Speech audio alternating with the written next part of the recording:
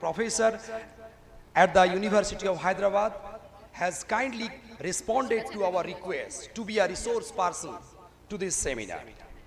He had spared his valuable time to deliver his lecture in spite of his busy schedule. It is also a matter of great pleasure that Professor Ulka Anjaria, Professor of English, and Barbara Mandel, Professor of Humanities at Brandeis University, US, and Professor Dr. Anindo Shekhar Purokayasto from the Institute of Language Studies and Research, ILSR, Kolkata, have agreed to grace the occasion with their inspiring presence. We thank you all.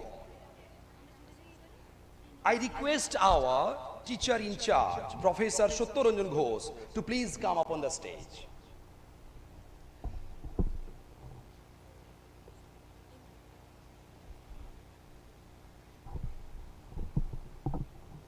I request Professor Pramod K. Nayar to please sir come on the stage.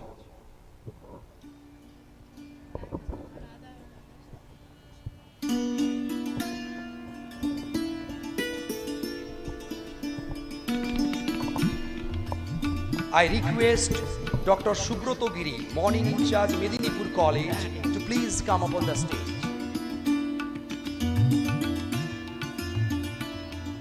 I also request Professor Dilip Kumar Bhattacharya, Member, Governing Body, Medinipur College, to please come up on the stage.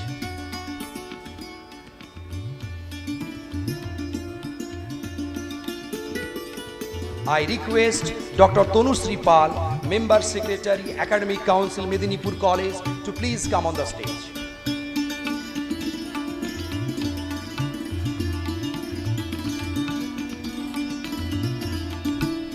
I also request Dr. Gautam Ghosh, Coordinator, IQAC, Medinipur College, to please come on the stage.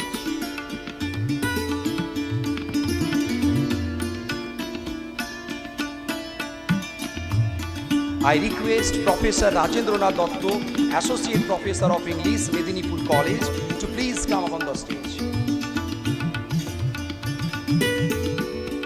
May I request Dr. Shopon Kumar C, Finance Officer, Medinipur College, to please come up on the stage.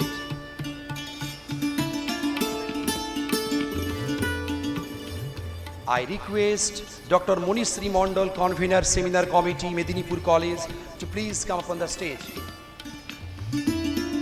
I also request Dr. Shoikat Sarkar, Head of the Department of English, Medinipur College, to please come up on the stage. May I request Professor Sanjoy Soren, PG Coordinator of the Department of English, Medinipur College, to please come up on the stage. Now it's time for felicitation of guests.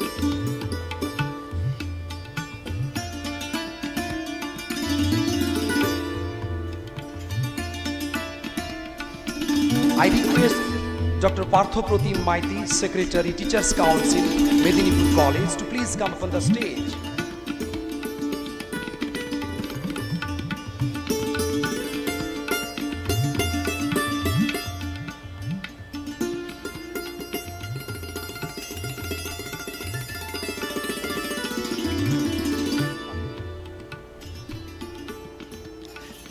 Now it's time for the felicitation of our guests. We'll felicitate our teacher in charge, Professor Satyaranjan Ghosh.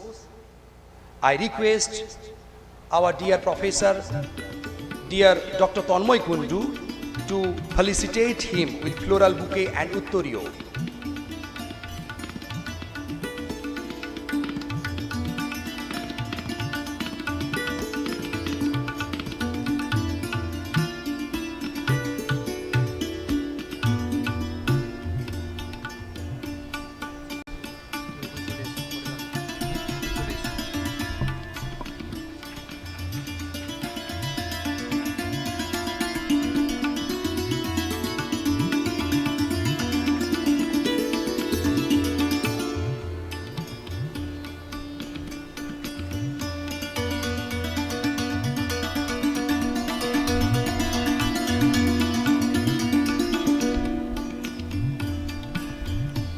Thank you, sir. Now, our dear Professor Pramod Kumar Nair will be felicitated. I request our teacher in charge, Professor Satyaranjan Ghosh, to felicitate him with floral bouquet, uttorio and memento.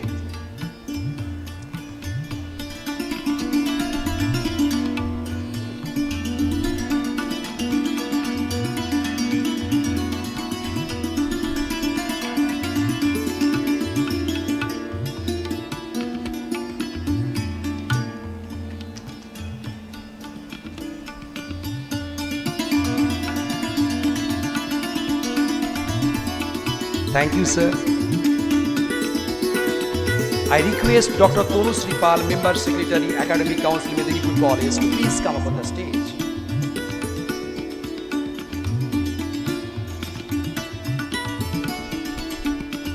Now we will felicitate Dr. Supratim Giri, Morning in Church, Medinipur College.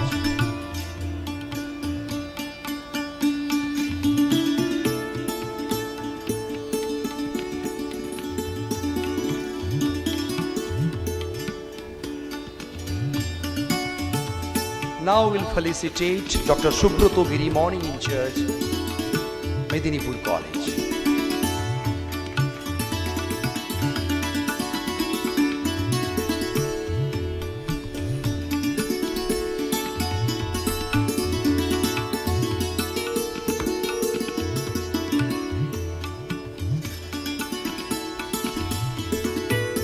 We will felicitate Professor Dilip Kumar Bhattacharya, Member of Governing Body, Medinipur College.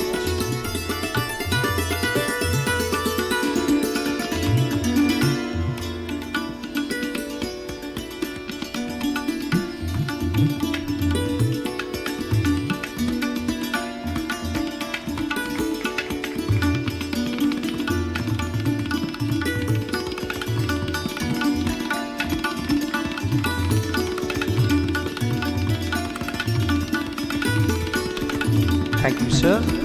We will felicitate Dr. Tonu Sripal, Member Secretary, Academic Council, Medinipur College.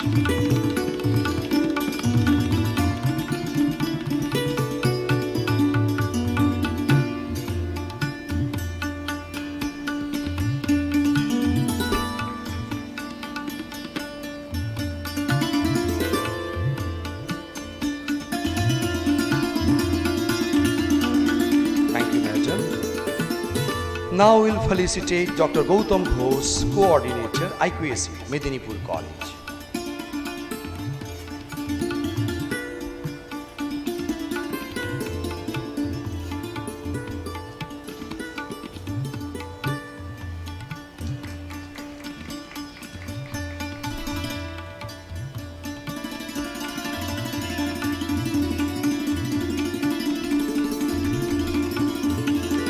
Now we will felicitate Professor Rajendranath Dotto, Associate Professor of English, Medinipur College.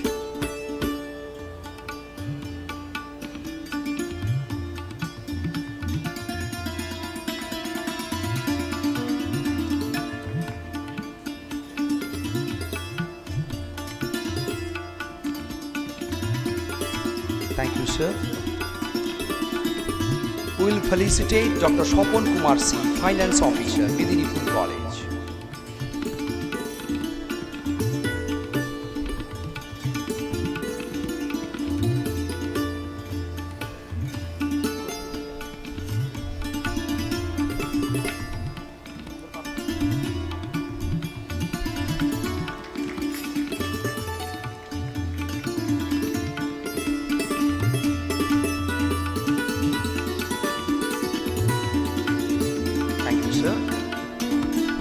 Now we will felicitate Dr. Parthopratim Maiti, Secretary, Teachers Council, Medinipur College.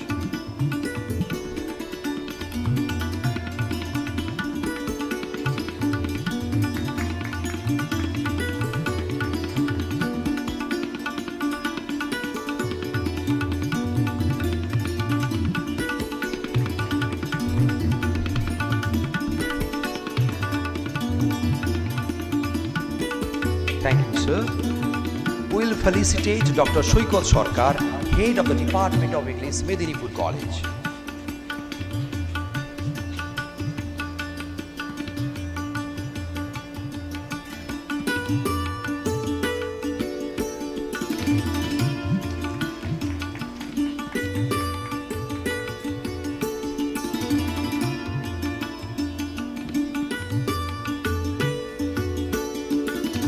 Now we'll felicitate Professor Sanjay Soren, PG Coordinator of the Department of English, MIDNAPORE College.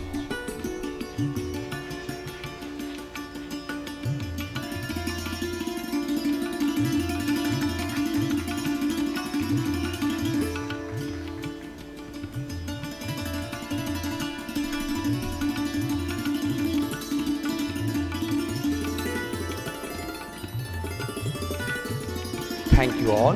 Now it's time for lighting the lamp. I request our teacher in charge, Professor Satyaranjan Ghosh, and all the dignitaries on the dais to light the lamp and formally inaugurate the conference.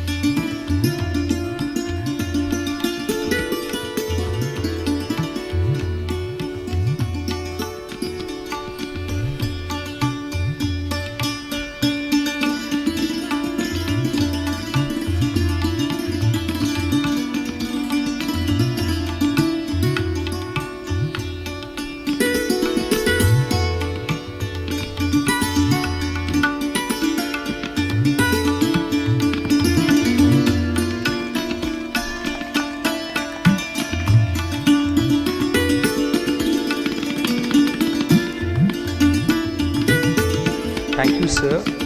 Thank you all the dignitaries.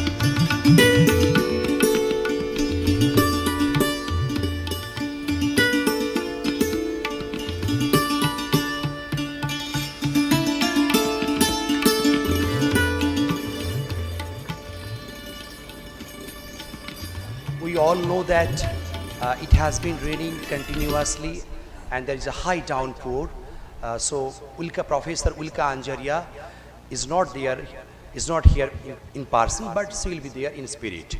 She will be there in virtual mode.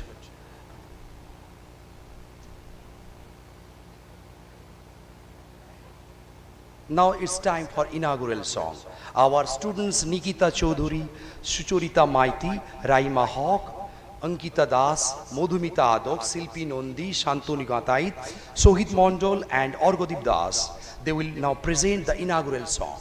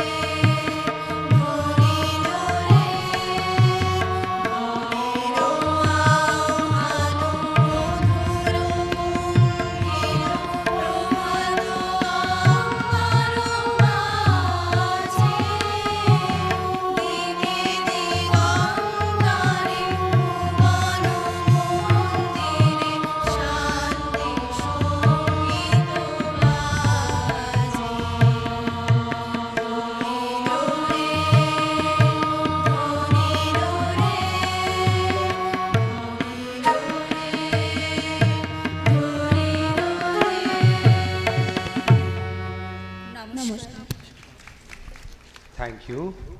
Thank you, dear students. Now I request our respected teacher in charge, Sir Professor Satyaranjan Ghosh, to deliver the welcome address. Sir, please come.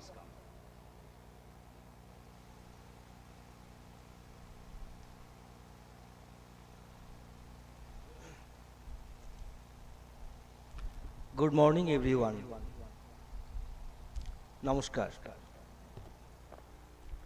Most reverend keynote speaker, distinguished professor Pramod Kumar Nair, FEA, UNESCO Chair in Vulnerability Studies,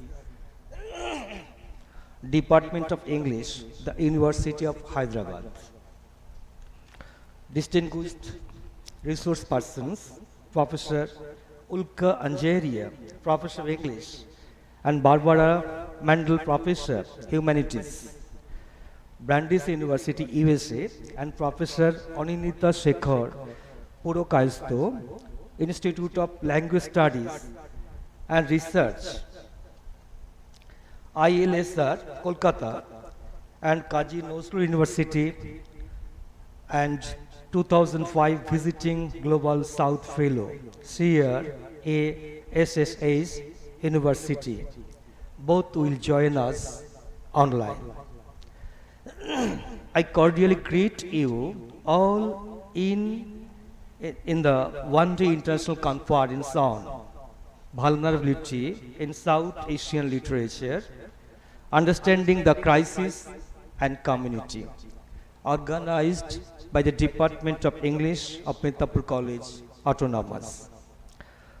I would also like to welcome from the deep core of my heart all other guests on and of the dais, other resource persons, teacher participants, academicians, patrons of education, my esteemed colleagues, the media personnel, and last but not the least, my dear students, to this one-day international conference in this August Vivekananda Hall amidst a whole battalion of intelligentsia.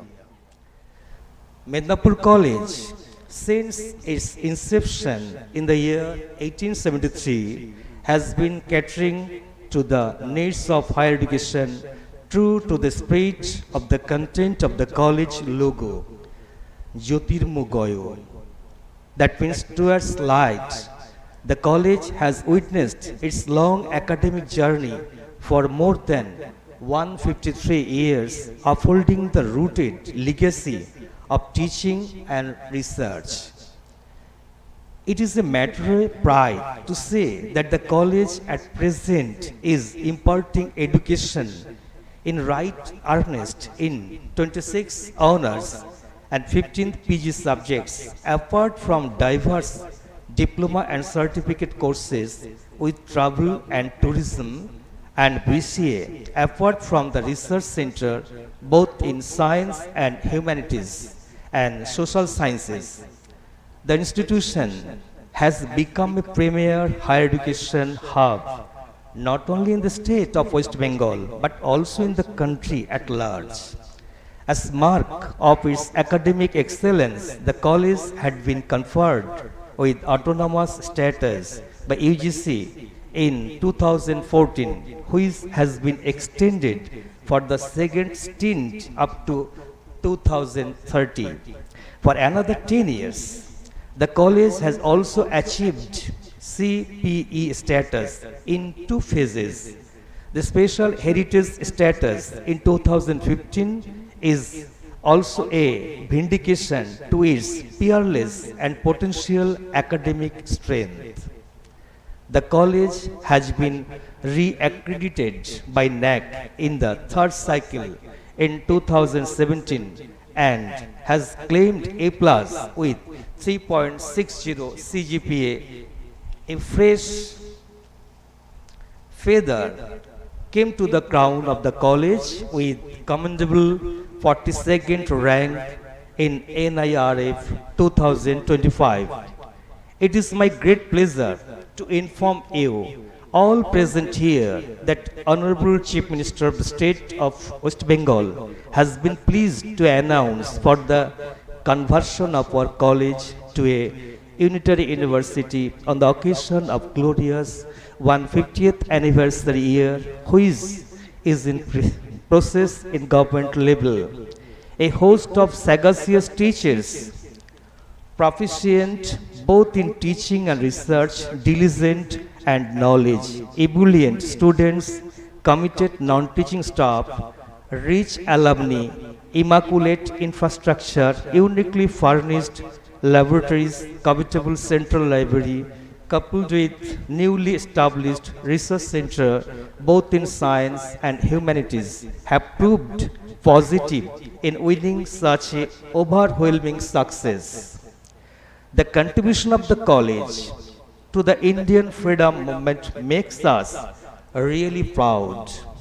The student martyrs like Dinesh Gupta, Brojo Kishore Chakraborty, Pradyut Kumar Bhattacharya, Nirmal Jiban Ghosh, and Mrigendranath Dotto also make us more proud.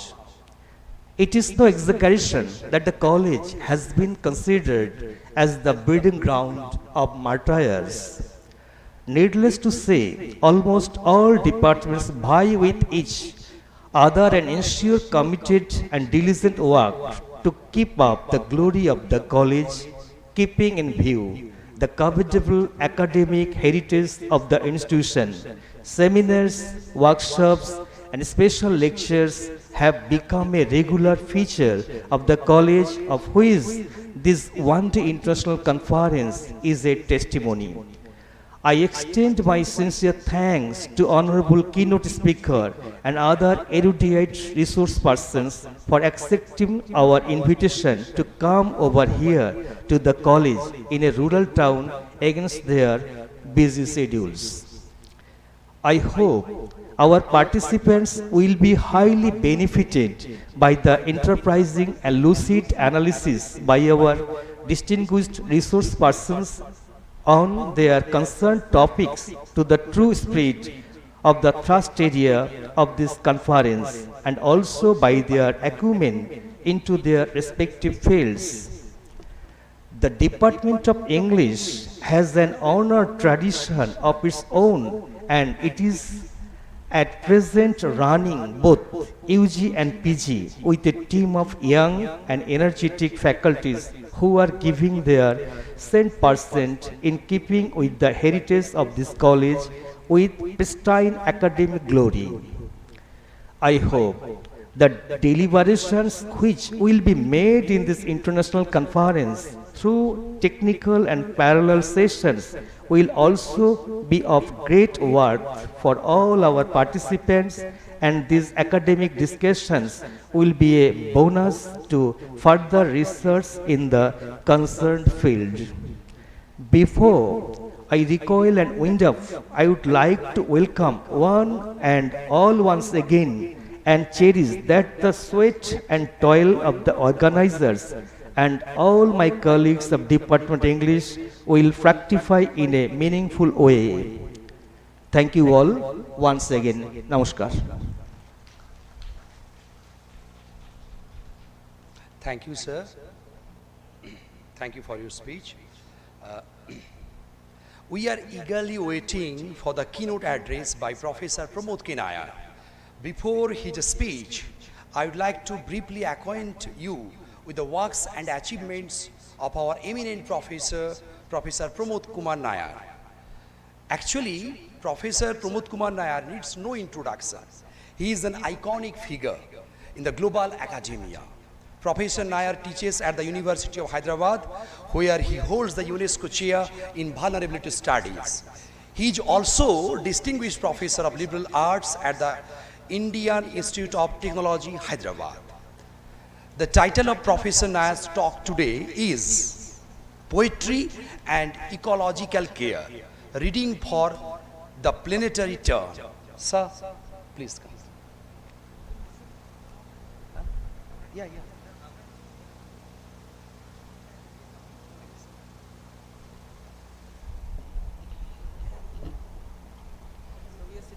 Yeah, sure.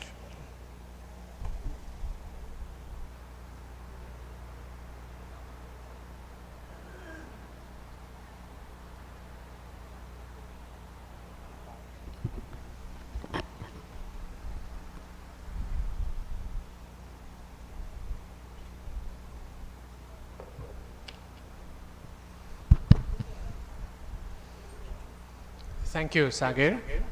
To Dr. Ghosh, teacher in charge of this very historic college.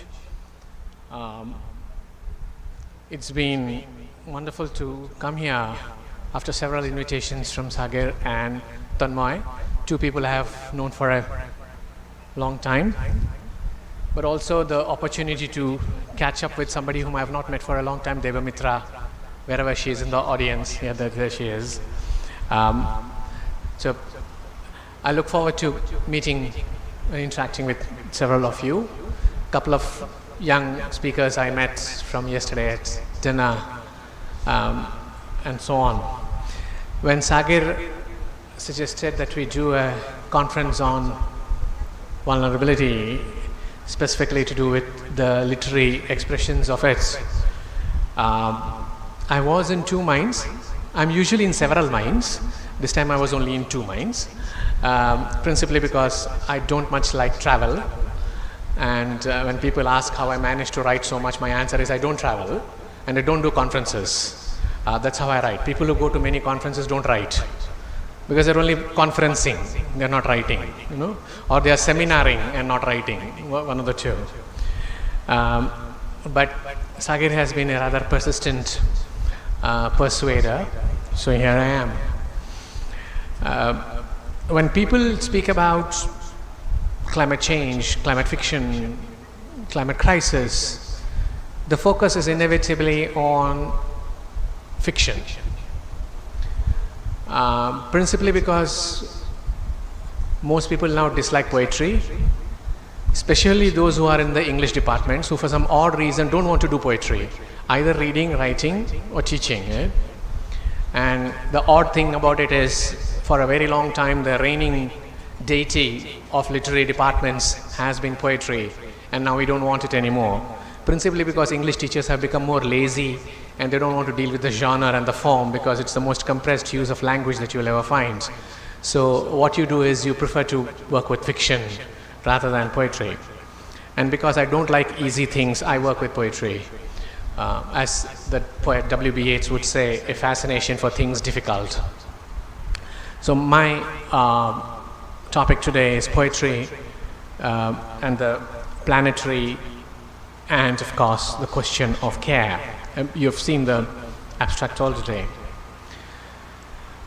Although rooted in the local, the poetry of ecological care from the global south generates a solidarity across nations, cultures, and histories, specifically colonial histories.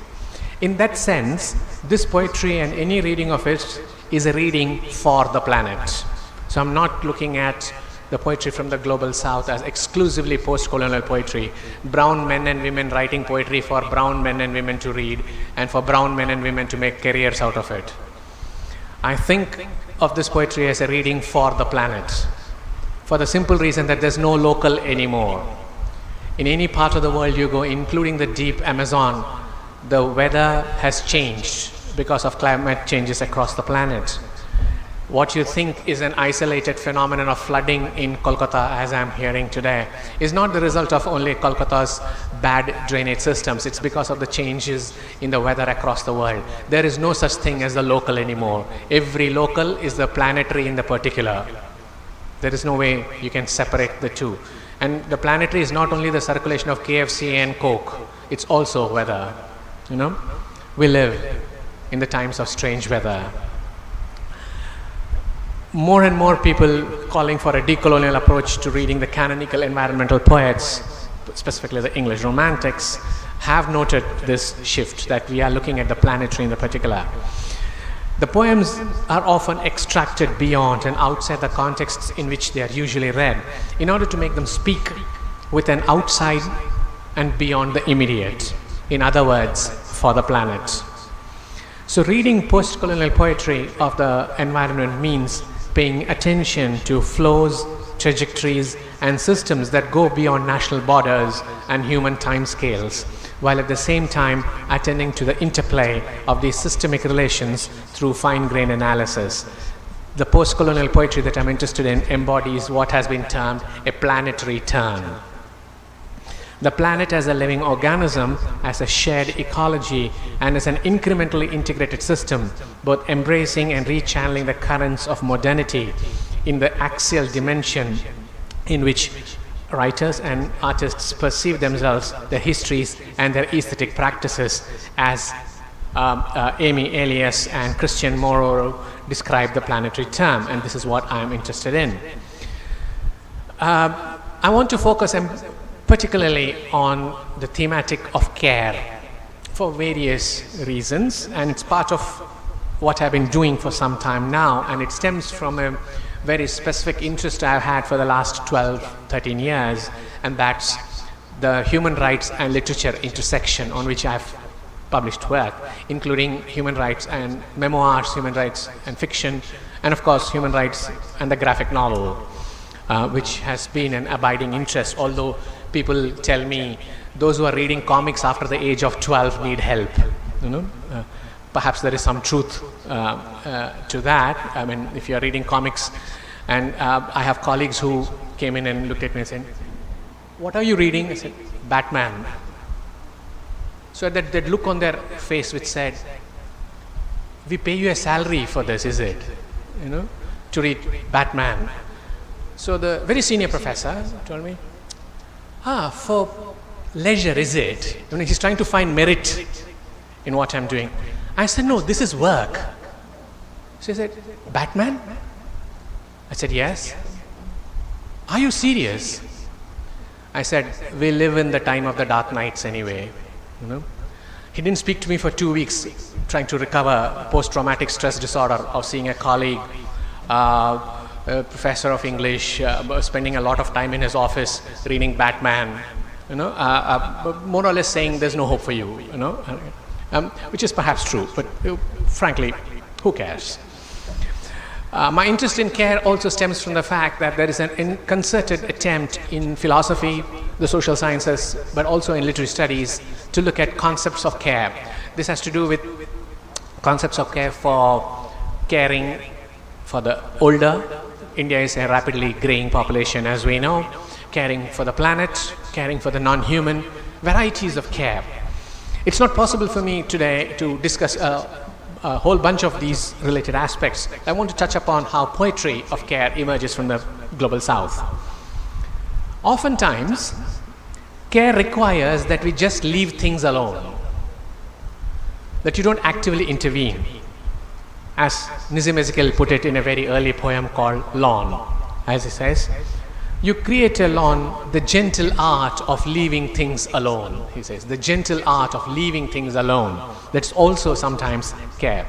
So not interfering with the natural flows and processes is also a form of care, because humans have to recognize the soil, the plant, and the grass. They know what to do next. You don't have to tell them. So care is to just let things be. But humans, as we know, the trousered apes, as Will Durant famously said, can't let things be. We have to intervene. If nothing is happening, you want to make things happen. So you go poke and pry and make sure things happen. And then we say, "Oh my God, that should not have happened." No, but you went and poked it, didn't you? It's like our tendency when there's a board which says wet paint or wet cement. Oh, wet. No, that's what the board says.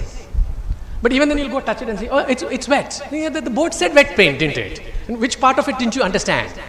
So a lot of the care issue stems from the fact that you don't leave things alone. And Nizam Ezekiel in the 70s said that. Just let things be.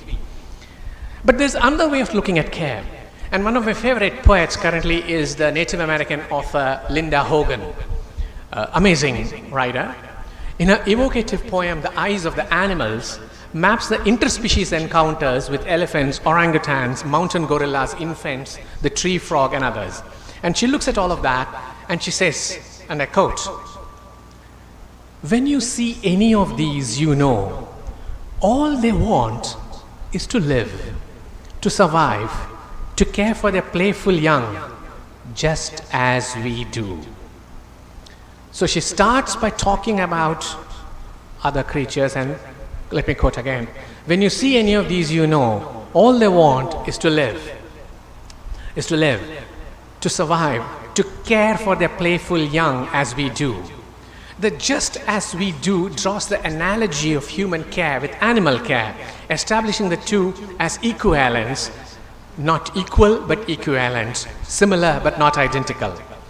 Hogan calls for love of life, as she used the uppercase, and the world itself. Ben Okri, in his poem A Broken Song, mourns the politics of our time when unnaturals, that's his term, rule the world. And it defines it as follows. Again, on the Linda Hogan theme of love. The earth deserves our love. Only the unnatural ones can live at ease, while they poison the lands, rape her for gain, bleed her for oil, and not even attempt to heal her wounds. The unnaturals then are those who do not care. So, and that's the distinction I am working with here. It's unnatural if you don't care. You've reached a point where you do not care anymore. The unnaturals are those who do not care. John Kinsella, the Australian poet, will speak critically of human oversubscription to the soul's persistence. Les Murray anticipates Kinsella when he declares, I am striding on over the fact that it is the earth that holds our mark the longest, so that soil dug never returns to primal coherence. And that is, of course, the concept of the Anthropocene, that the earth will never regain its original. The Anthropocene is much debated, when does it begin, and so on and so forth. I'm really not interested in the dating game. That's for people who are on Tinder. You know, some people argue it came with the nuclear, some people say it came with the industrial. James Scott argues it came with the arrival of agriculture itself, because once you started changing the landscape for river waters, the earth changed. So, which is why my favorite quote from Margaret Atwood is, why do you call it climate change? You should call it everything change. Because once climate changes, everything changes. None of these, so the earth holds our mark the longest. What does he mean by that? We are, as a race, the only one that builds things to retain memories. But what are planetary memories? Where do you find them? The layers of the earth are planetary memories. The tracks of the animals left behind, it's called ichnology, the study of animal tracks, fossilized, imprinted in the soil, is also a planetary memory. So what you have scarred the earth for remains. It doesn't go away. And that's part of the planetary memory which you as humans have done, is what Les Murray is saying. None of the poems I've quoted so far in this talk are offering a unique complaint or exhortation. Numerous poets from the global south call for a renewal of care relations and the stewardship of the planet. Such poets present stewardship and care as an alternative social and ecological pathway to how humans have lived thus far. Stewardship is defined severally, and I'm quoting one particular, I have several, but I'm using one definition. The responsible use of natural resources in a way that takes full and balanced account of the interests of society, future generations, and other species. And that's the crucial part, and other species. The related term connected to stewardship is care. And it's famously defined in 1991 by Berenice Fisher and John Tronto. It is still the most quoted definition on care that you will find. And I read it out to you here. Care. A species of activity that includes everything we do to maintain, contain, and repair our world so that we can live in it as well as possible. That world includes our bodies, ourselves, and our environment. That is the definition of care that people still work with 30 years later. A species of activity that includes everything we do to maintain, contain, and repair our world. Care includes attentiveness, responsibility, competence, and responsiveness. For as Maria Pio de Velasca, care is a concrete work of maintenance with ethical and affective implications, and as a vital politics involving labor, work, affections, ethics, politics. In many texts from the global south, we encounter what has been termed non-human care, and it has two strands which I will be exploring.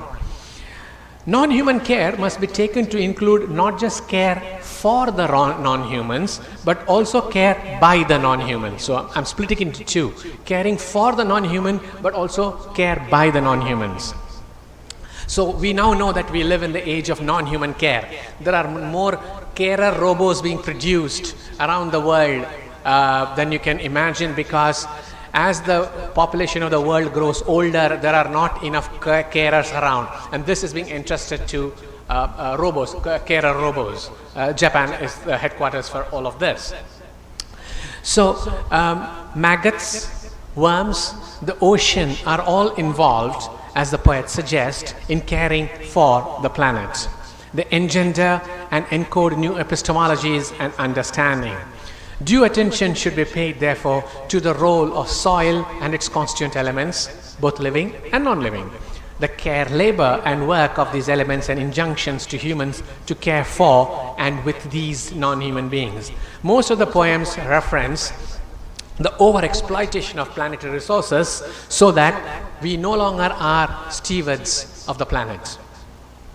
In a poem for a Tattered Planet, Kimberly Blazer, the indigenous poet, criticizes capitalism for its ruthless exploitation of the planet. Humans, she says, quote, live in the trance of capitalism. Live in the trance of capitalism. This superbly evocative phrasing brings back the conventional Marxian interest in spirits, ghosts, and haunting. Let's not forget that there's a spirit haunting Europe, the spirit of capitalism, with which Marx begins his classic work, but also because spirits, ghosts, haunting, and zombification of capitalism has also been a part of contemporary rhetoric, most notably by Jacques Derrida in his Spectres of Marx. It gestures at a humanity that has lost its sense of living and merely exists in a trance-like state. Blazer adds to the image of a quasi-living state of life by speaking of, and she has a series of images which suggest the trance-like state. She speaks about the money fog, the veil of mystery, the shroud of commerce. All of it, we live in this kind of semi-aware state of being. All of which imply mystery and mystification of capitalist processes, the silencing of the planet's multiple voices, and the obscuring of lives. Such capitalist plunder is a central theme in many of the poets, from Ben Okri to Linda Hogan. John Kinsella, speaking of the harvesting machine, speaks about the guts of the machine work furiously. From point of entry to expulsion, the process is relentless. But the machine cannot be personified as a greedy person. The machine doesn't do that. We build those machines. That's the point he's making. It's humanity that builds and operates greedy machines. Returning, in the face of this kind of technologization of capitalism, returning to ancient forms of belonging may be necessary, argue the poets, in order to even have a future for the planet and life on it. And by life, I don't necessarily mean human life. Kimberly Blazer speaks of belonging as a ritual. She speaks of the ancient copper beauty of belonging. We stand encircled. That's a poem for a Tattered Planet. In We Will Feed You, Linda Hogan, speaker, longs for the beginning. A kind of origin story is being reworked here. At this beginning, a village will rise from the waters. It's also a very hydro kind of poem, which I think Shan might be interested in looking at. The old man, presumably a citizen of this village, invites the speaker.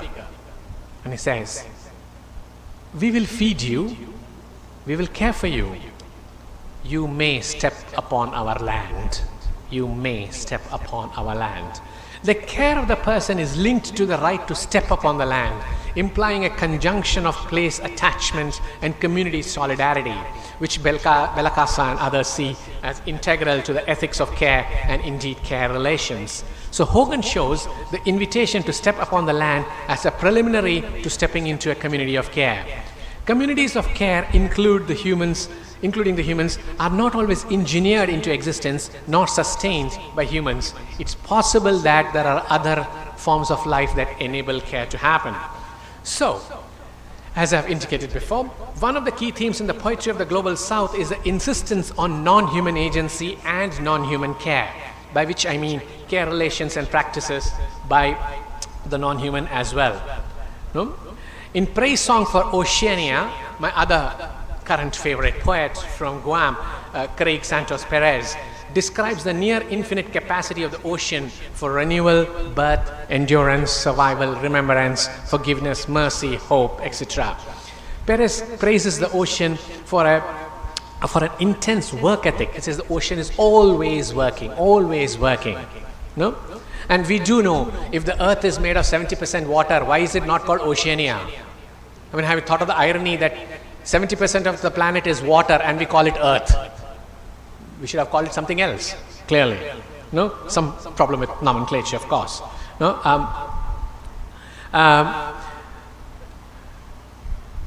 This is what he says. This is a praise for the ocean. Praise your horizon of care. Praise our blue planet, one world ocean. Praise our transoceanic past, present and future, flowing through our blood. We also know that 70% of human bodies is water, right?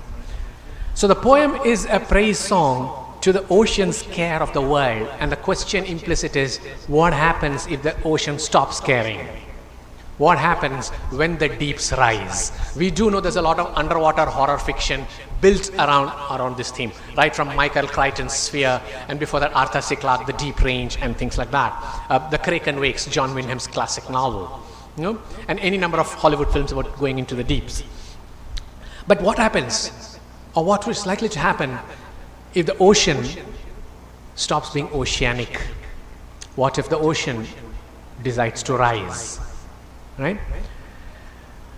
Perez maps the ocean as possessing agency, willingness, and energy to undertake multiple tasks of care, which include repair and healing, necessitated by the actions of human beings. So the human beings keep polluting the earth, and the oceans keep trying to repair the earth. So we spoil it, they reverse it. We spoil it, they reverse it, and so on. And he says we should praise the ocean for forgiving us. No?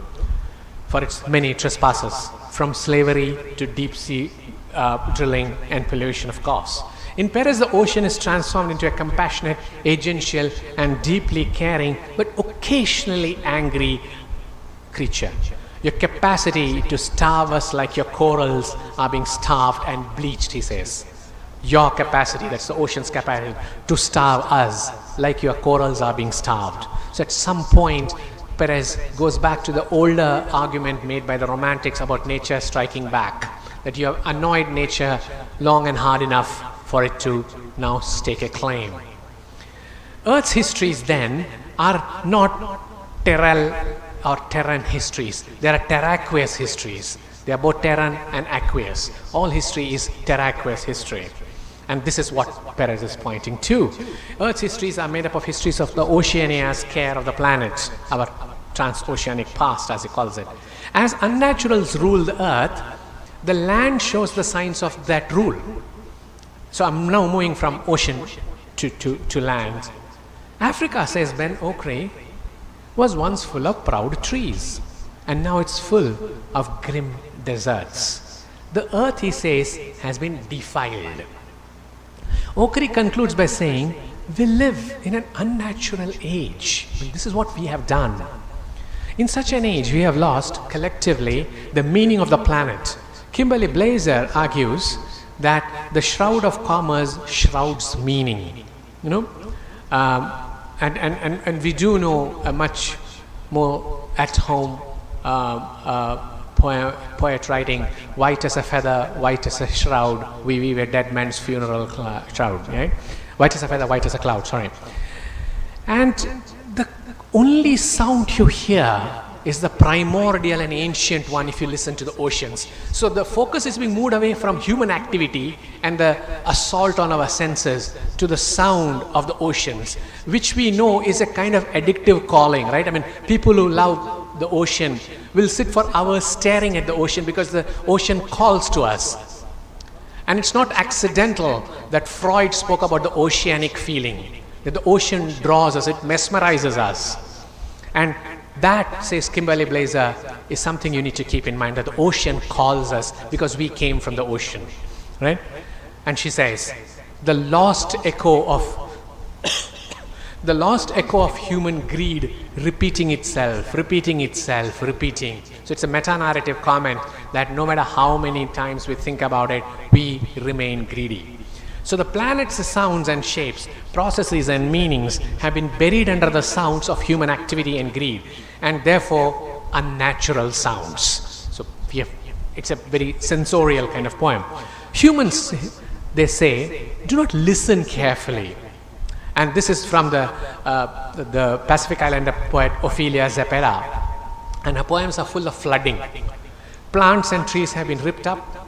The cactus hangs in what she calls an uncactus-like manner. But they're not wasted. Zepeda describes the plants screaming, "My roots are still good, put me in the rocky soil." But no one hears them. And this is the interesting part in the way these people, these poets talk about it, that our alienation, not in the Marxist sense, but our alienation has to do with the fact that we have stopped listening to the world. We no longer listen to the world. No? In the Hogan poem with which my talk opened, we saw how Hogan presents the care relations. They also want to just, when you see any of these, all they want is to live, to survive, to care for their playful young, just as we do. And we no longer pay attention to this. In another poem in the same collection, Hogan attributes agency and altruistic intentions to the sea, like Oceania in Craig Santos Perez's poems. She writes of the great seas that travel underground before, quote, giving themselves up with tongues of water that sing the earth open. Such oceans, she says, and their stories, which they carry with us, have kept track of the crimes that live with and against us. In a profound meditation on care, moving the woodpile, Linda Hogan's speaker. So there is this particular incident where Linda Hogan talks about the fact that she went to a heap of wood and she picked it up and saw that there were several creatures and life forms under that wood. And now we know that what we define as dead and decaying wood is actually not dead and decaying because it sustains life. There are more life forms embedded in that bit of quote unquote dead wood than you can otherwise imagine. So this is also the subject, of course, of Richard Powers' novel The Overstory, where you have the emphasis on plant communications, right? So it's a flourishing life world, and she speaks about it as wood flesh. Now you don't think of wood as flesh, but her term brings together the human and the non-human, which has been my emphasis throughout. And she looks at it, so she moves aside this little bit, and she sees a whole world there. And she sees a wasp nest, spiders, ants, silk cocoons nestled in it.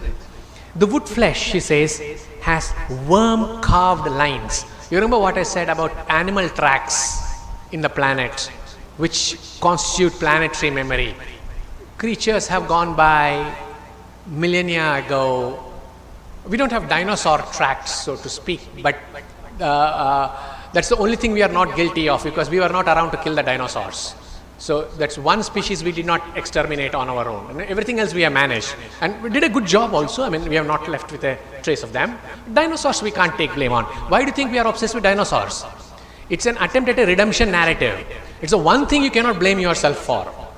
You can blame the pandas disappearing, the tiger disappearing, okay, except for Salman Khan, who keeps coming back as tiger 1, 2, 3, 6, 7, 8, whatever, but the dinosaurs, okay, I mean, we have saved ourselves. So implicit in all this is also a certain redemption narrative, that what do? We need to care for the planet because we have not done it so far. It's also a certain acknowledgement of the fact that no matter how hard we try now, it's a bit too late. Which is why the Greenpeace and other activist slogan, there is no planet B. Okay, they have discovered water on Mars, which is very good, but it still doesn't supply you water supply in your house, does it? I mean, what's the point in saying that there's water on Mars? I've never understood why you spend a couple of $1 trillion to say, we have discovered water on Mars. Yeah, but I don't get water in the hostels and the guest houses and other places. It doesn't help me in any way, unless of course I move to Mars. Fair enough. But when people like Linda Hogan look at the world and they say, why do you think this is dead wood? Then she says, open it a little and see. It's a universe in there. So wasp nests, spiders, ants, silk cocoons. And she looks at what I've quoted before, worm carved lines, which she calls the beautiful work of insects. She even tries to return, so the wasps young have fallen out, so she gathers them and tries to return them. But they don't like it. No? They do not approach a human who's holding their nest, which is a traditional thing. No, the animals don't like, there's a taint we have. So this flourishing life world and its behavior haunts her memories. Many years later, she remembers this. She remembers and moans, quote, the paper wasp nest made by the moment by moment creation of care. So she sees the nest itself as a sign, as a symbol of how the birds care, how the insects care. There is the Harvard naturalist E.O. Wilson. He's the world's authority on sociobiology, but also the first authoritative work on ants was written by him. So he looks at the tunnels of the ants under the ground, and he discovers that the walls are lined with something. And he couldn't figure out what that was. So the burrows are lined with some kind of slime thing. And he discovers many years later that was the ants' method of climate control. How hot, how cold, how wet didn't matter, their young were still protected. And Wilson says, this is an ant. It doesn't have a cerebellum. They know how to do climate control to protect their young. So, as a naturalist, of course, there's a certain romanticization that he does. But he says, you think you understand care. Look at this. They have lined the walls of the burrow with some secretions, so the temperature inside remains consistent any time. That's a natural marvel. You cannot expect things to have been done like this by ants. I mean, come on, we don't pay attention to ants. I mean, what are ants? In the larger scheme of things, we don't even look at ants, right? He says, but no, look at them. They understand climate control. Then he says, do you think it's just climate control for the younger ants? No, what they're doing is they're doing something to the soil. You know, that's care. So that the soil will be preserved for multiple generations of the ants. Each time they breed, this burrow is safe. Care. What we do to repair, maintain and sustain our world. You know? And the implicit question is, for God's sake, the ants can do it and you can't? I mean, biologists will tell us that the grasshopper has 22 more muscles than the human body. So if any time you think going to the gym is doing something for you, no, the grasshopper still has more muscles, you know. And we do know that evolutionary biology tells us that in the case of a nuclear apocalypse, the one creature that is guaranteed to survive is the cockroach. No? That's also a very humiliating and humbling thought, that you may not survive the pinnacle of civilization, the crown of creation. The cockroach will. You know? So much for human achievements. So, in all this, you are beginning to see the turn that the non-human perhaps is a little more caring. This emphasis on non-human care calls attention to recognize the work and the worth of the animal and vegetal worlds. And that we assume, at least the poets do, have a more just sense of the world and our human role in caring or not caring for it. And in other poets, they speak about the how they tear and dig and build, and more awesome instruments are done. And at some point, Gail Tremblay, indigenous poet, writes, quote, even the maggots are part of the sacred circle, devouring the rot, cleaning the earth. Even the maggots can teach us how to survive.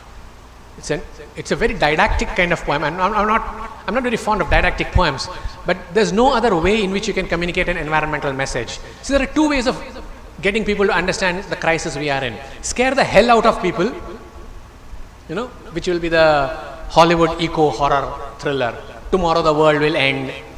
And the 2012 I Am Legend kind of thing. Though that's an awkward one, and my favorite joke on this is they will tell you that tomorrow the world will end, but it's already tomorrow in Australia.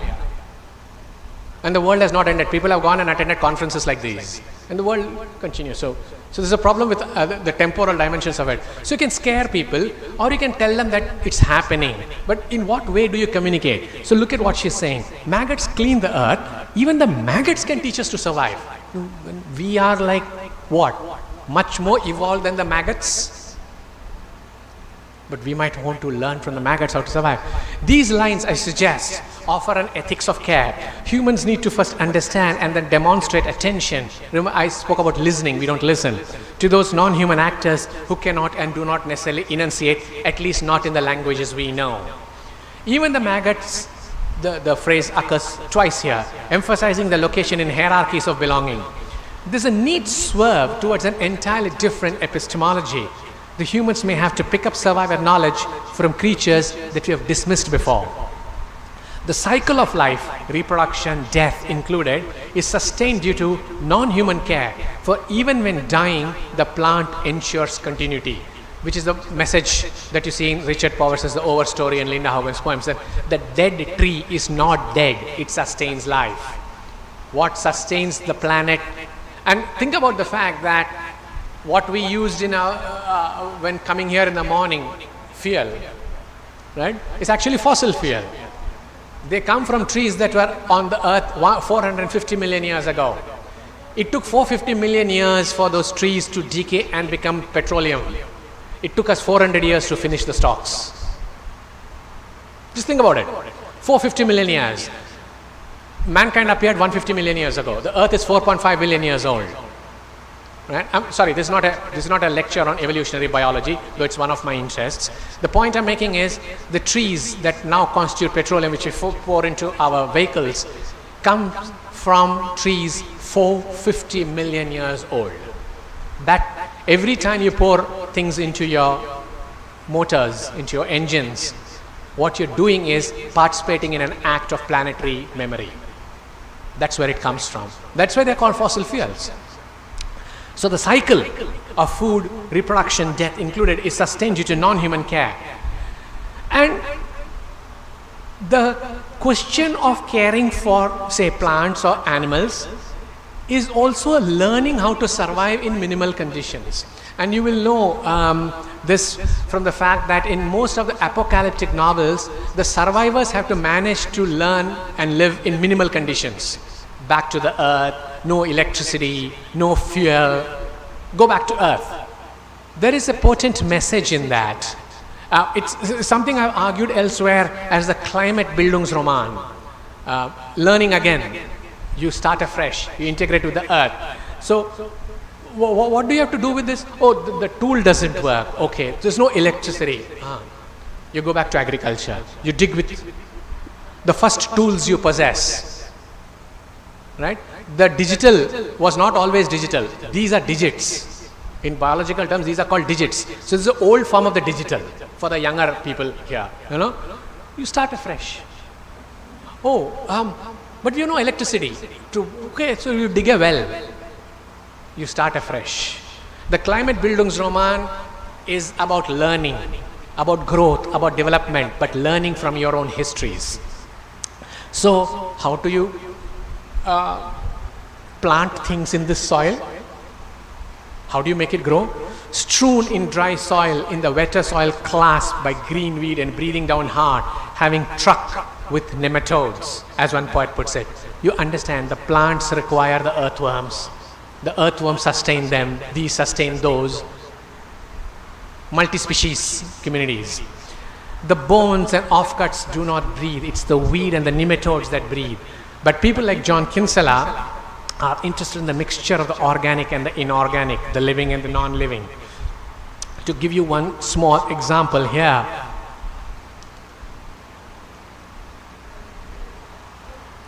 notice the fact that we are kept alive by the bacteria in our guts. Right? 10 raised to power 14 bacteria reside in our alimentary canal. Our moods are dependent on the transmission of serotonin and other chemicals. The genetic material is chemical. Food digests because of enzymes. Things happen because of hormones. Have you noticed how many processes that keep us alive are actually depending on the non-living? All animation depends on the inanimate. That's the irony of our lives.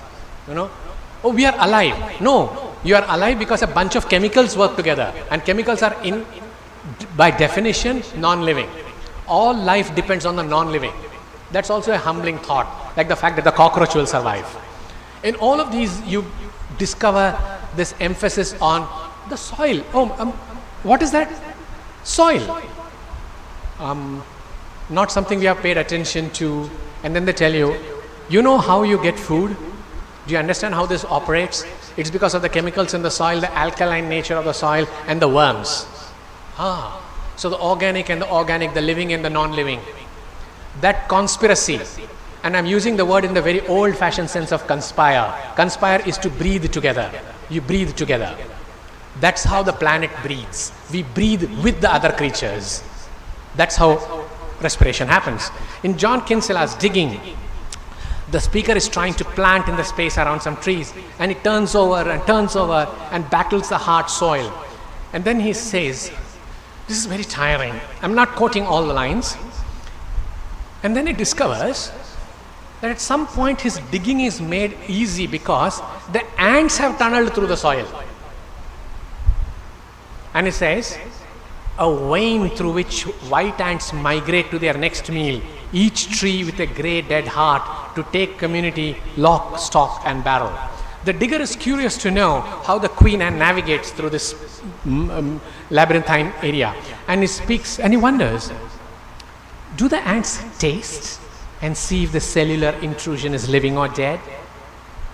And he discovers the cellulose passes through their body back into the rocky soil. So the ants are channelizing the material. The chemicals are channelized through the worms. In all these cases, the poets alert us to the fact, to the lessons that can be learned from the earth, the oceans and the non-human. Consistently noting that the planet and its inhabitants have been taken care of by creatures as diverse as weeds, ants, water, soil, the poets embody an ethics of care, one that humans ought to adopt. The stewardship of the planet and care for the elements ought to take priority, they urge. Linda Hogan calls for a redoing of the relationship with the earth, and she says, and this is a dedication to one of her volumes, may you remember to care for this earth. All we have, the living earth will care back. Care for the earth so the living earth will care back. Now, arguably some of you will say that this is nice and pretty rhetoric. Fair enough. Literature is rhetoric, of course, persuasive speech, which is fair enough. But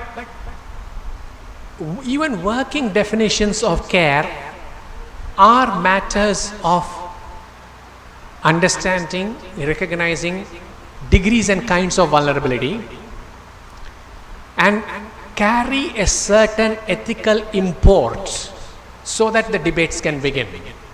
Now, I am not guaranteeing that if you read this kind of poetry, you will become more ethical. Lots of people have never read poetry and are very ethical people. So it's not like you mandatorily read poetry and then you become one fine morning a very ethical creature. No, that's not likely to happen. No, that's ridiculous. But the point is, the debates are initiated within a certain kind of writing. As Toni Morrison would say, we die, that's the meaning of our life. Right? We die, that's the meaning of our life. But we do language, that's the measure of our lives. Thank you.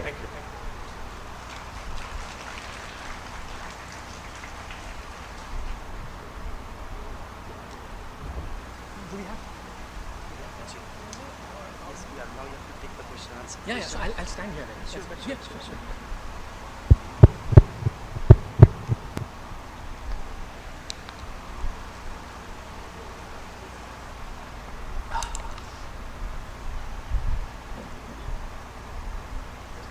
Yes. Sir, please sit here.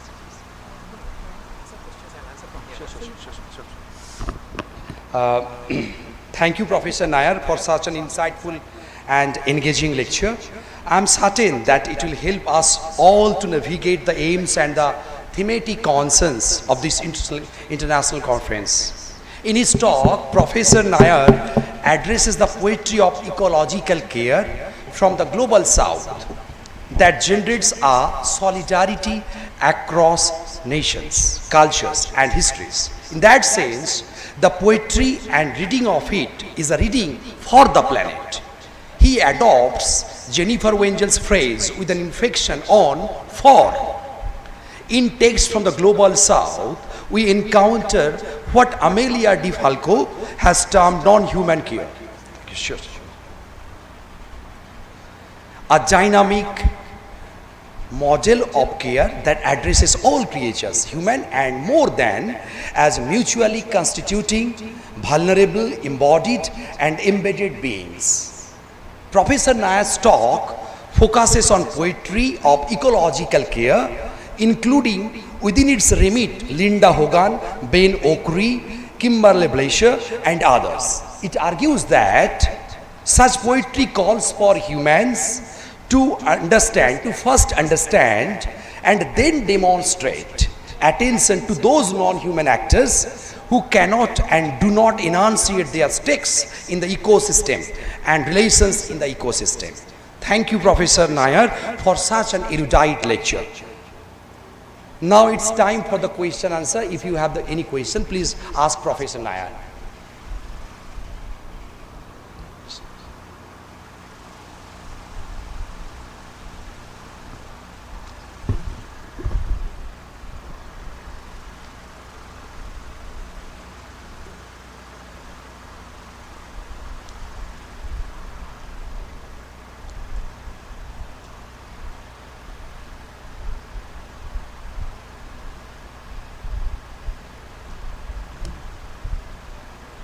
Hello. Am I audible? Yeah. This is Devomitra, sir. This is I can't see everybody because the light's on my yes, face. I understand. So, Yeah. sorry. Yeah. Yeah. This is not exactly a question, but this is something I was thinking and I was becoming a bit wary about. That is, we're talking about care, and you also spoke about the specters of capitalism. And capitalism has this extreme penchant for, co-opting everything.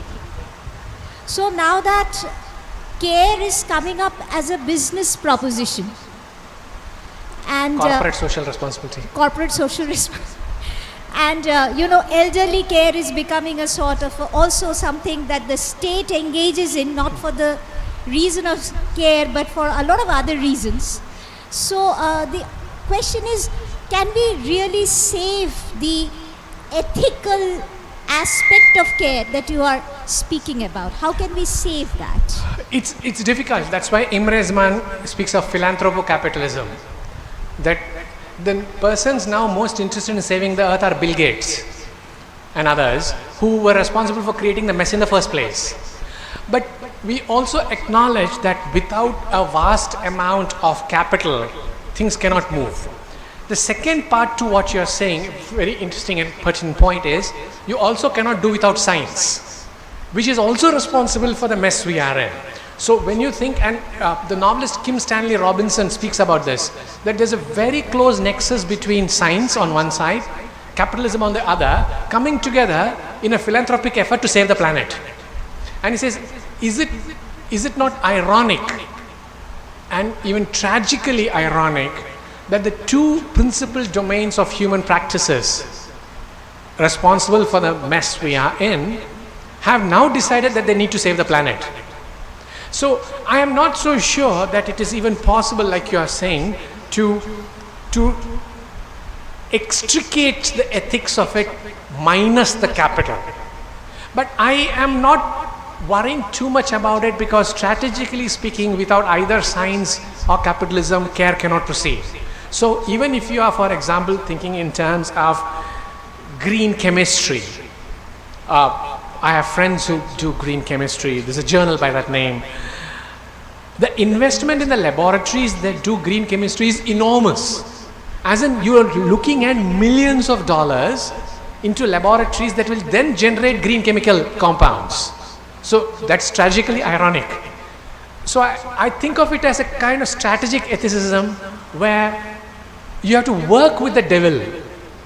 There's no way around it. Another example would be to think in terms of the industries that produce robo-carers now. So much so that Japan has more robo-carers than any other nation in the world because it has more old people than any other nation in the world. India is coming up fast on that list too. And the logic is, we simply do not have enough nurses for the older people. So we'll have to at some point assign it to the robo. It creates its own ethical complications because the robo is extremely expensive to produce, which is the point you're making. And it requires a level of sophisticated technology that itself takes billions to produce. But there's another component to this, which is, at least to me, far more interesting. The argument people make is, how can you entrust your 90-plus-year-old grandpa with frontal lobe degenerative disease to a robo who will care for it?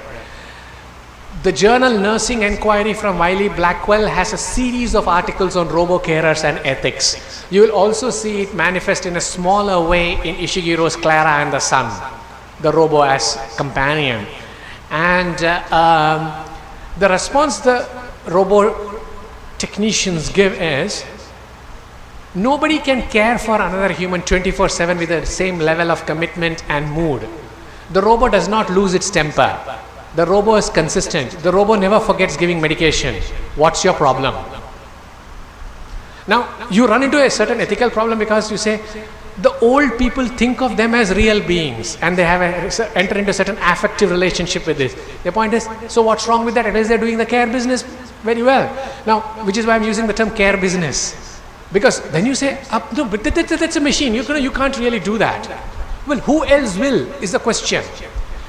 These are, I'm sorry, there are questions with no easy answers. So while I acknowledge what you're saying as a necessary evil step, that you bring together science and technology, the institutional orders that create these objects, epistemic objects, and then you pump money into it, tons and tons. But they were responsible for the mess we are in the first place. But I don't see a way around it either. So it's like I said, a kind of dance with the devil in the blue moonlight, as the Joker would say in Batman. No? Yeah.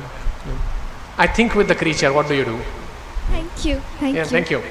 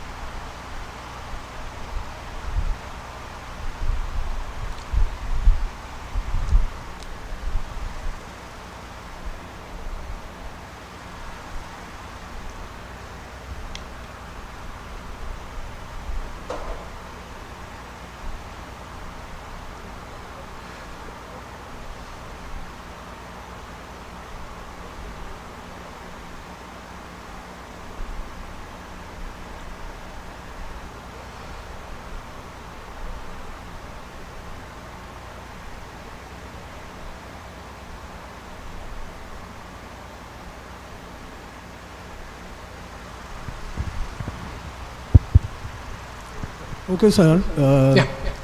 Thank you for your nice presentation. It is not merely a question, it is an observation. I think that can it be called it a circuitous journey? That when there was no existence of human beings, only non-human beings, and from the non-human beings and then the human beings come into existence, and after that, as you point out, that there is the precarious existence of the human beings. I think that one day will come when human beings will not exist, only non-human beings will exist, and the whole of the earth will be enveloped by water. Yeah. And another thing which I want to say, that as you pointed out, that there is a kind of animation in animation and non-animation.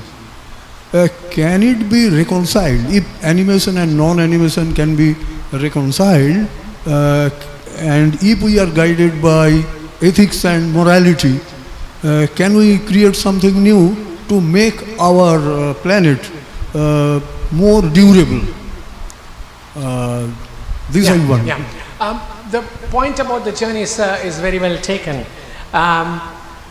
There is now a lot of hypothetical speculative fiction that looks at the world without us, which is the Alan Weinstein 2017 Pulitzer book, The World Without Us. It's a thought experiment which asks, what will be the planet without a single human being?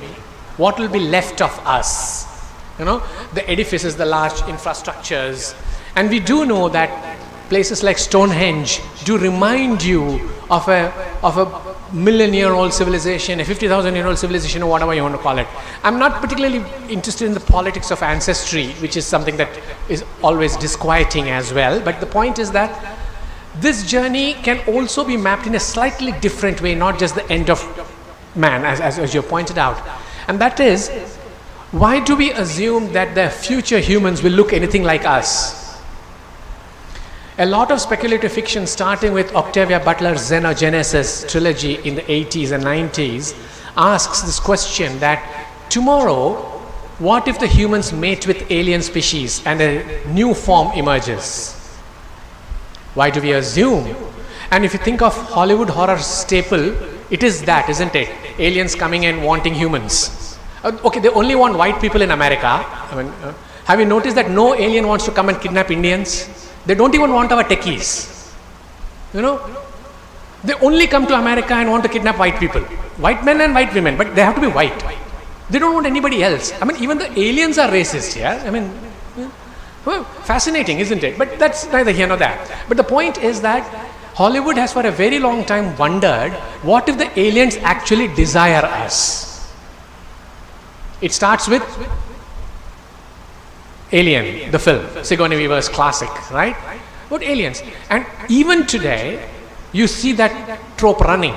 So the question of the journey is also a question of how long do you think, or no, how long is a bad way of phrasing it, how many more generations do you think humans will look recognizably human? We do know that life as we know it in the multi-celled organism began with cannibalism. What do I mean by that? Sorry for the small diversion to biology, but the mitochondria in our cells were originally bacteria. When they were growing, they absorbed these bacteria, they became mitochondria. So life began with cannibalism. For those of you who are particularly vegan, I'm sorry, but life is not pure in any form. It's a very disturbing thought, I understand, and just before lunchtime that too, you get that. But so that journey is a problematic journey. So push it to the other side. Where do you think we are evolving and how? So the question of the end of man is not only a question of extinction, but future prospects. And you have novelists like Stephen Baxter, whose novel Evolution starts 650 million years ago and ends 650 million years after humans. Where, for example, the human will be nothing we recognize in the way we are now.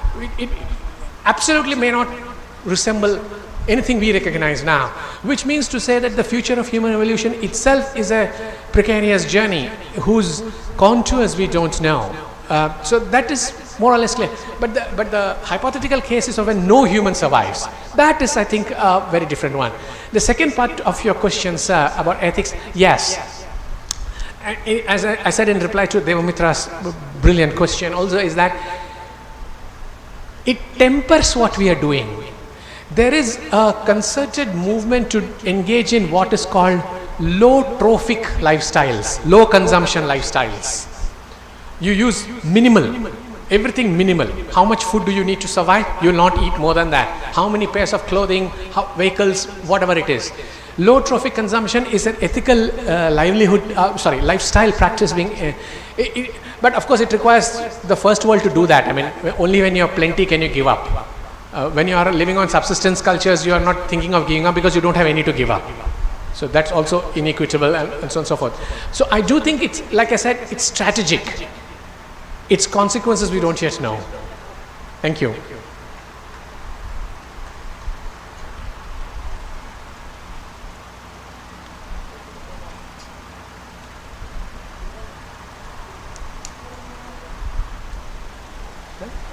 Unless they have somebody else's question.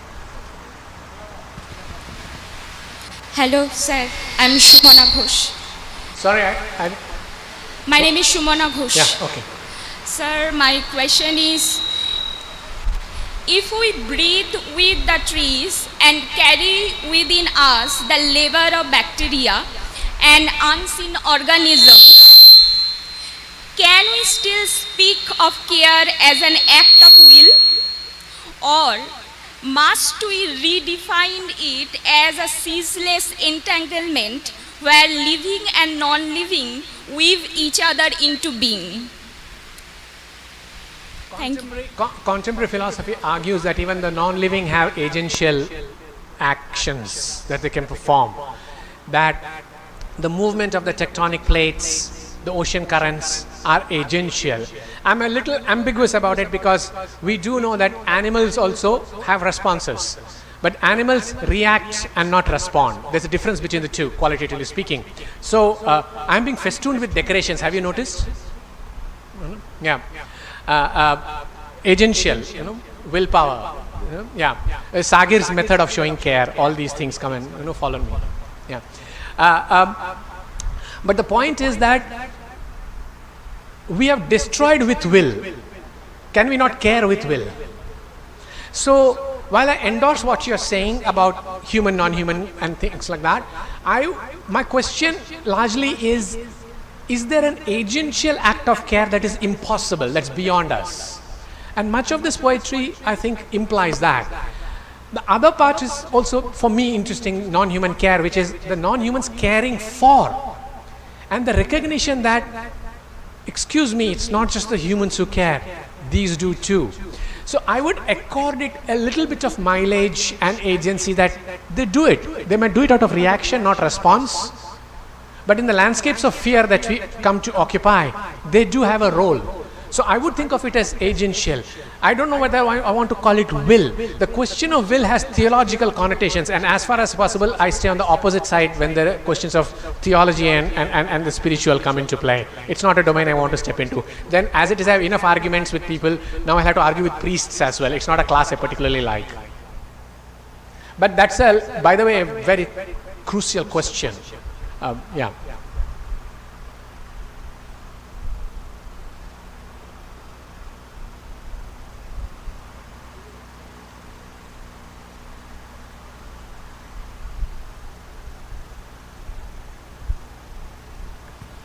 Thank you for your insightful lecture. I'm Dr. Uchu Mojumdar, and the first thing that I wish to express my profound gratitude to you because your books on theory, how to put theory into practice, even in post-humanism, have helped us in our career. In fact, I think it has helped our whole generation. Thank you for that. And I sincerely want to express my gratitude to you for coming to Medinipur to share your so insightful and brilliant lecture. The thing that I was interested in is the politics of affect. In the eco-poetics that you mentioned, the rhetoric that you mentioned, isn't there an affective politics about reciprocity? What is the driving, motivating force that is behind this ethics of care? Isn't there a politics embedded within this ethics of care? And also the rural-urban divide, is it confined to an intellectual sphere? Do we have the potential risk of armchair philosophizing and not putting it into actual practice, at least at the grassroots levels. Thank you so much. Thank you first for your very kind words. I'm very gratified to know. But it seems to me that nobody reads anything beyond the textbooks I wrote. That's a little worrying, you know. But jokes apart. But yeah, thank you for your very generous comments. There is, of course, a politics of affect. There's no doubt about it. There is a very strong, for want of a better word, I will say romantic tradition that continues into the global south poetry, where you start relating to the world in affective terms. I mentioned in passing the sensory load that you get, which is often cast in affective mode. I hear the birds kind of thing, which does recall to you all those nightingales and larks from the Wordsworth generation that we stuffed ourselves silly with. You know, that's there. So there's a very strong affective component. It's not part of today's talk, but it's there. And this romanticization also moves us into another category, and that is a question of affective kinship, where you relate to, you know, and this makes for a rather uncomfortable argument within the environmental humanities, because the question is the politics of conservation. There are so many people who want to conserve the koala bear, the panda, this, that and the other. How many people do you know want to defend the earthworm? There has to be a certain sex appeal to the creatures you want to conserve. There is an aesthetic component to it, which is affective. So you relate to the chimpanzee and the bonobo because they're a little bit like us. Though the bonobos may want to deny that. You know, there's a famous cartoon where Darwin is passing by and this chimp reaches out from the bars of the cage and pulls his beard and says, "I don't care what you say. I am not related to these creatures." And he's pointing to the humans. So the chimps have an objection to being told that they are our cousins. You know, the chimps think of it as very humiliating, which is affective. And also to do with the fact that whatever you're calling ethics is grounded in a sense of kinship, togetherness, which is species specific. It's not universal. So like I said, you may want to think of the butterfly and the pandas and the koala bears, nice cuddly little creatures you want to conserve, yes. Who wants to conserve the vulture? Come on. Look, ugly little bird, you know, or the three-horned frog. What? A frog. You don't see conservation activists campaigning on behalf of a frog. I mean, what do you say about a frog? You say, frog, and you pass on. You don't pay much attention. There's no affective relationship possible with a frog, unless you are also a frog, in which case the game becomes something slightly different. So our affective response to the world also very often hinges on a certain romanticization of kinship, which you see in many ways in these poems also. What was the second part to what you said? Urban rural divide. No, it's not specific to an urban rural audience split, principally because many of these poets are making the case that even your small garden at the end of the house has a certain idyllic ruralism that you can cultivate. But that is, at least to me, disquieting because it hinges on a certain class of people who can afford to have gardens, you know. So it's not so much a question of a rural-urban divide, I would think. Yeah. Thank you. Hello. Hello, Professor. Hello. Hello, Professor. My question might seem very stupid to you, but I'm really curious to know what happened to that story of reading Batman in the department. I'm sorry, what? What happened to that story where you were reading Batman in the department? I mean, how did you convince that? Yeah, I mean, how did you convince that teacher that reading Batman is work? And I mean, did you convince him, or you also stopped talking to him? I published 3 papers on Batman. That's what I wanted to know. Yeah. Thank you. I'm writing a book on Batman, which might not fit very well with environmental humanities and human rights. But yeah, come on, I also need some respite.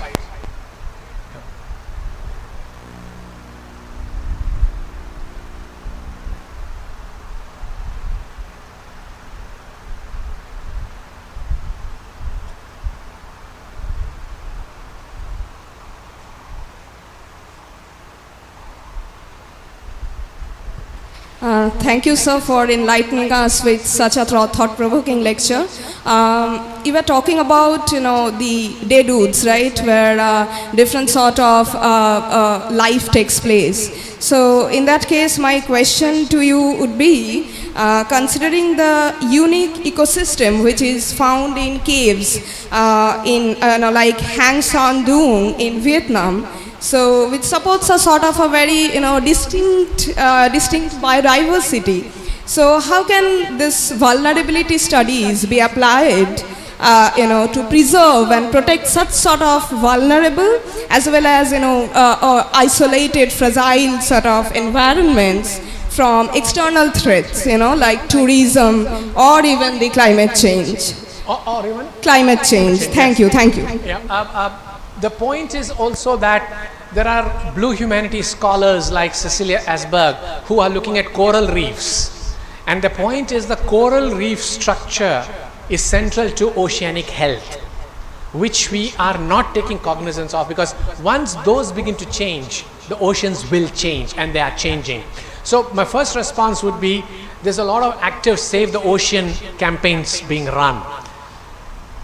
Tourism is a very problematic issue, and now you know that many countries in the world are saying no to tourists, right? Even the northeast of India states are saying no to tourism because of what they do. The economy hinges on it. And one of the counter arguments, if I may play the devil's advocate for a minute, is, but there is no other economy. If you stop the tourism, there is no other economy. So how do you put money into saving, like you said, cave ecosystems, underwater life forms? There are more life forms under the ocean than there are on the surface of the earth.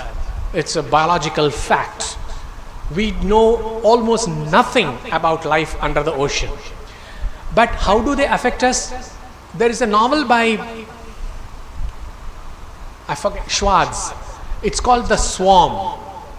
Huge 800-page novel translated from the German into English, which is about the plankton in the ocean becoming intelligent and deciding to attack the planet. So if you can think of it as the life beneath the ocean, if it goes wrong and the oceans rise, that would finish off the planet. So whether it is a conscious effort to discover these variant life forms or not, we do recognize that they have some role to play. So the threats they get, oil spills, like you said, climate change, the waters of the ocean are rising in temperature. We know that, right? 1.5 degrees centigrade is what the COP and others tell us. 2 degrees and the Pacific will rise. New Zealand will go. Coastal cities will disappear. The Pacific islands will go completely. 1.5 to 2 is not a number. 1.5 to 2 is a difference between life and death. And that's the ocean rising. 1962, Ballard wrote The Drowned World, the first novel about ocean rising. 1962. We had no idea about the oceans rising. So the point is whether the ocean has been constructed as an epistemic object of study, and as you say, often not, because we don't know. We don't know enough about it. One way in which some authors like Mira Grant or John Wyndham many years before are doing is, you convert the ocean into a certain mythic space. So you talk about monsters and creatures, which at least draws attention. Mira Grant's novel Into the Deep is about mermaids in the Challenger Deep. Challenger Deep is the Pacific Ocean's deepest. It's not Mariana Trench, and that they live there. There is a River Solomon's novel, The Deep, which is very interesting because the creatures in the ocean arise from the fetuses of the pregnant slaves who were thrown overboard during the Middle Passage. So there's a very strong racial connection. When the slaves were pregnant, they didn't want them to ferry it all the way to the Americas, so they threw them overboard. They become the Vajinru, that is the species that she talks about. So there's a mythic construction. I'm not entirely sure I'm convinced by it, though people like Margaret Cohen and the Blue Humanities scholars are very keen that even the myths work. So it's a little bit of a queasy territory to deal with, because the ocean is non-anthropic. we cannot live there. We know very little about it. You cannot survive for more than a few seconds without artificial apparatus under the ocean. It blurs our senses. We don't really know. So, ठीक है, mixie सही. Thank you, sir. Thank you.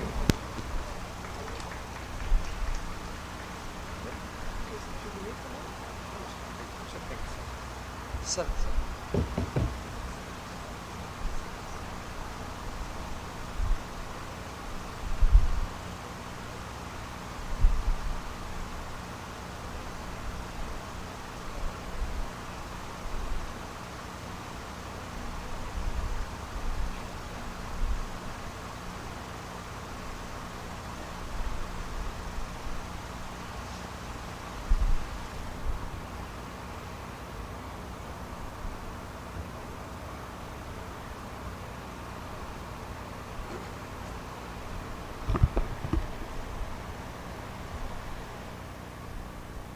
Thank you, sir. Thank you for answering several questions. Thank you once again. Please note that outside the venue, we have some setup for tea and coffee refreshment. You could go outside if you so wish. Now it's time for plenary session. It was previously planned that Professor Ulka Anjaria would attend this conference at our college in the early hours of this morning. However, due to some incessant rain outside all over West Bengal, she will join us virtually. This session, the resource person of this session is Professor Ulka Anjaria and Professor Dr. Anindo Purukayastho.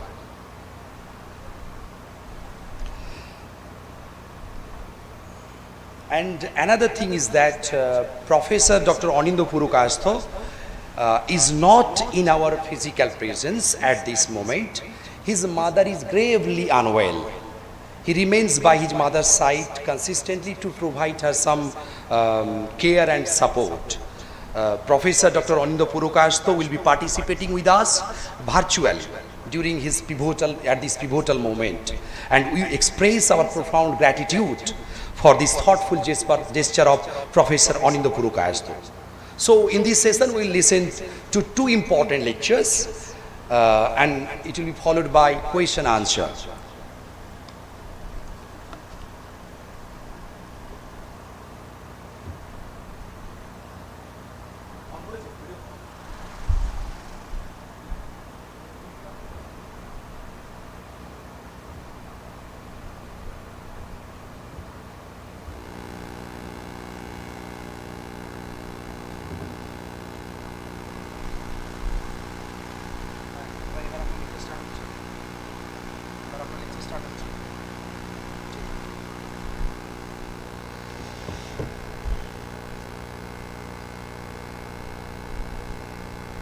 Now it's time for the lecture by Professor Dr. Anindo Purukayastho. He will deliver his lecture virtually.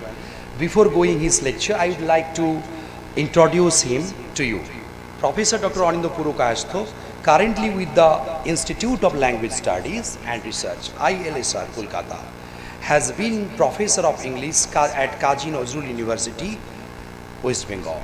He is the 2025 Global South Visiting Fellow at the Center for Research in the Arts, Humanities and Social Science, CRAS, University of Cambridge. This year he has also been awarded 2 other visiting fellowships for research at the École Normale Supreme, Paris, and archives the Martin Luther University of Halle-Wittenberg, Germany. He was a Fulbright Fellow at the University of Massachusetts Amherst, 2018 to 19, for his archival research work on W.E.B. Du Bois. In 2025, he has been awarded the British Library Endangered Archive Project grant for a major project on digitization and research on the 19th century archive of Indian knowledge systems and literary culture texts situated in Calcutta, Bengal.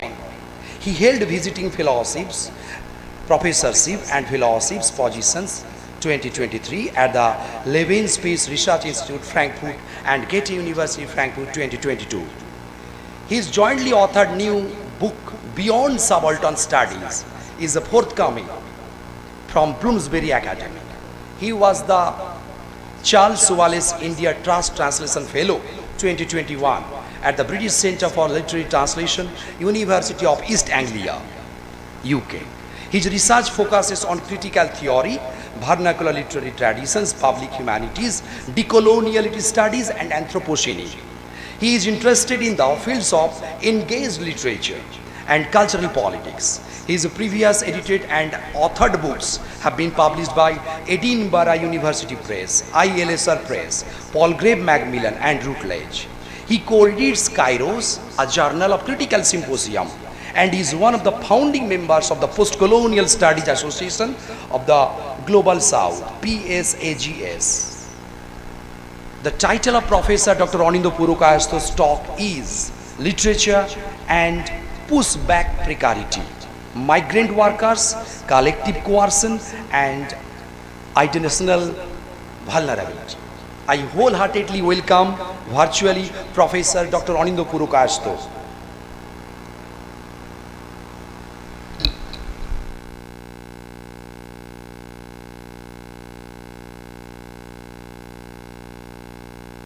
I can hear.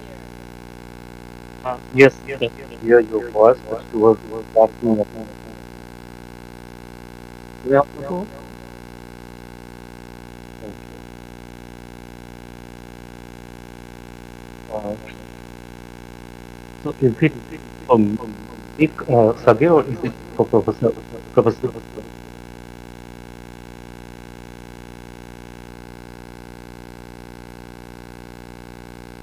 Okay, so should I begin now or Professor Anzaria will speak?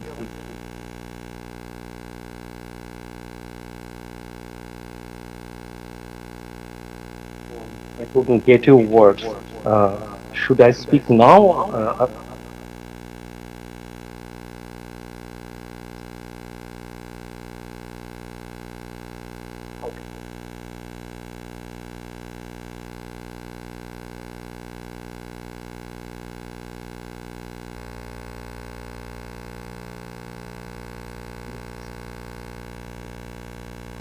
So thank you. So hello everyone, and first of all I thank the organizer, the MIDNAPORE College, for the invitation, and my apologies to my fellow panelists, Professor Naya and Professor Anzaria, for my inability to be there in person because of some circumstances beyond my control. Now, to go straight away without wasting further time on the subject for the discussion today, the idea of vulnerability in South Asia, or South Asian literature, and our understanding of the crisis and community as it has been titled by the organizing team, is an interesting and highly topical theme. But I must admit that it has been the central theme of South Asian literature for ages. To put differently, South Asian literature's relationship with vulnerability and precarity has been integral as life in South Asia, both in the pre-colonial and post-colonial context, have consistently been affected by precarious afflictions and violent suffering. And therefore, categories like vulnerability, crisis, and precarity are therefore nothing new. Although terminologies and new theoretical terms and jargons have recently floated new concept metaphors in these fields. Now, at stake here, the fundamental quest to understand the reflection or representation of vulnerability or precarity in South Asian literature. Now, violence and precarity are umbrella terms, as are terms like domination, coercion, hegemony, etc. I'm therefore more interested to analyze and understand the category of violence as executed in our political, ideological, and quotidian life. My current research work deals with the question of violence, or to put it more directly, our collective consent to violence, which leads to precarity.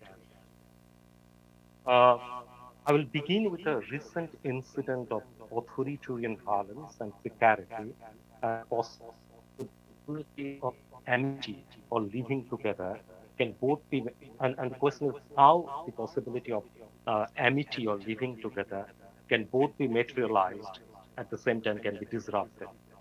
I will argue that vernacular Indian literature dealt with these issues for centuries, and it is high time we look back into that vernacular archive.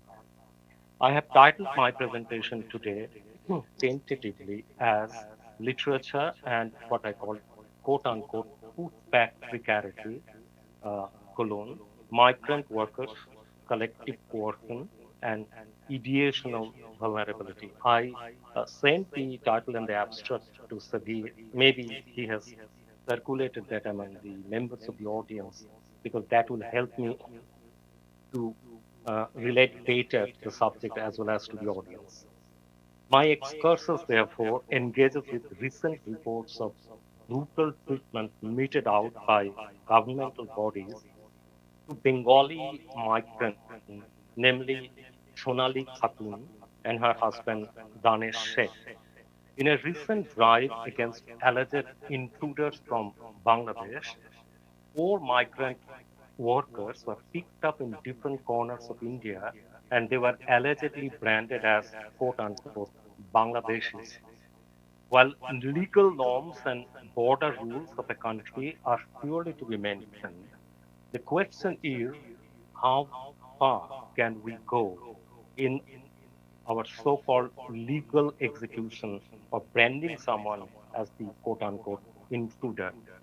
Sonali Khatun and her husband, along with few others, were reportedly quote unquote pushed back, and this is the term that was used in all newspapers in India by the concerned agencies to Bangladesh, and ironically, the Bangladesh authorities too arrested them as they were found with no legal Bangladeshi documents.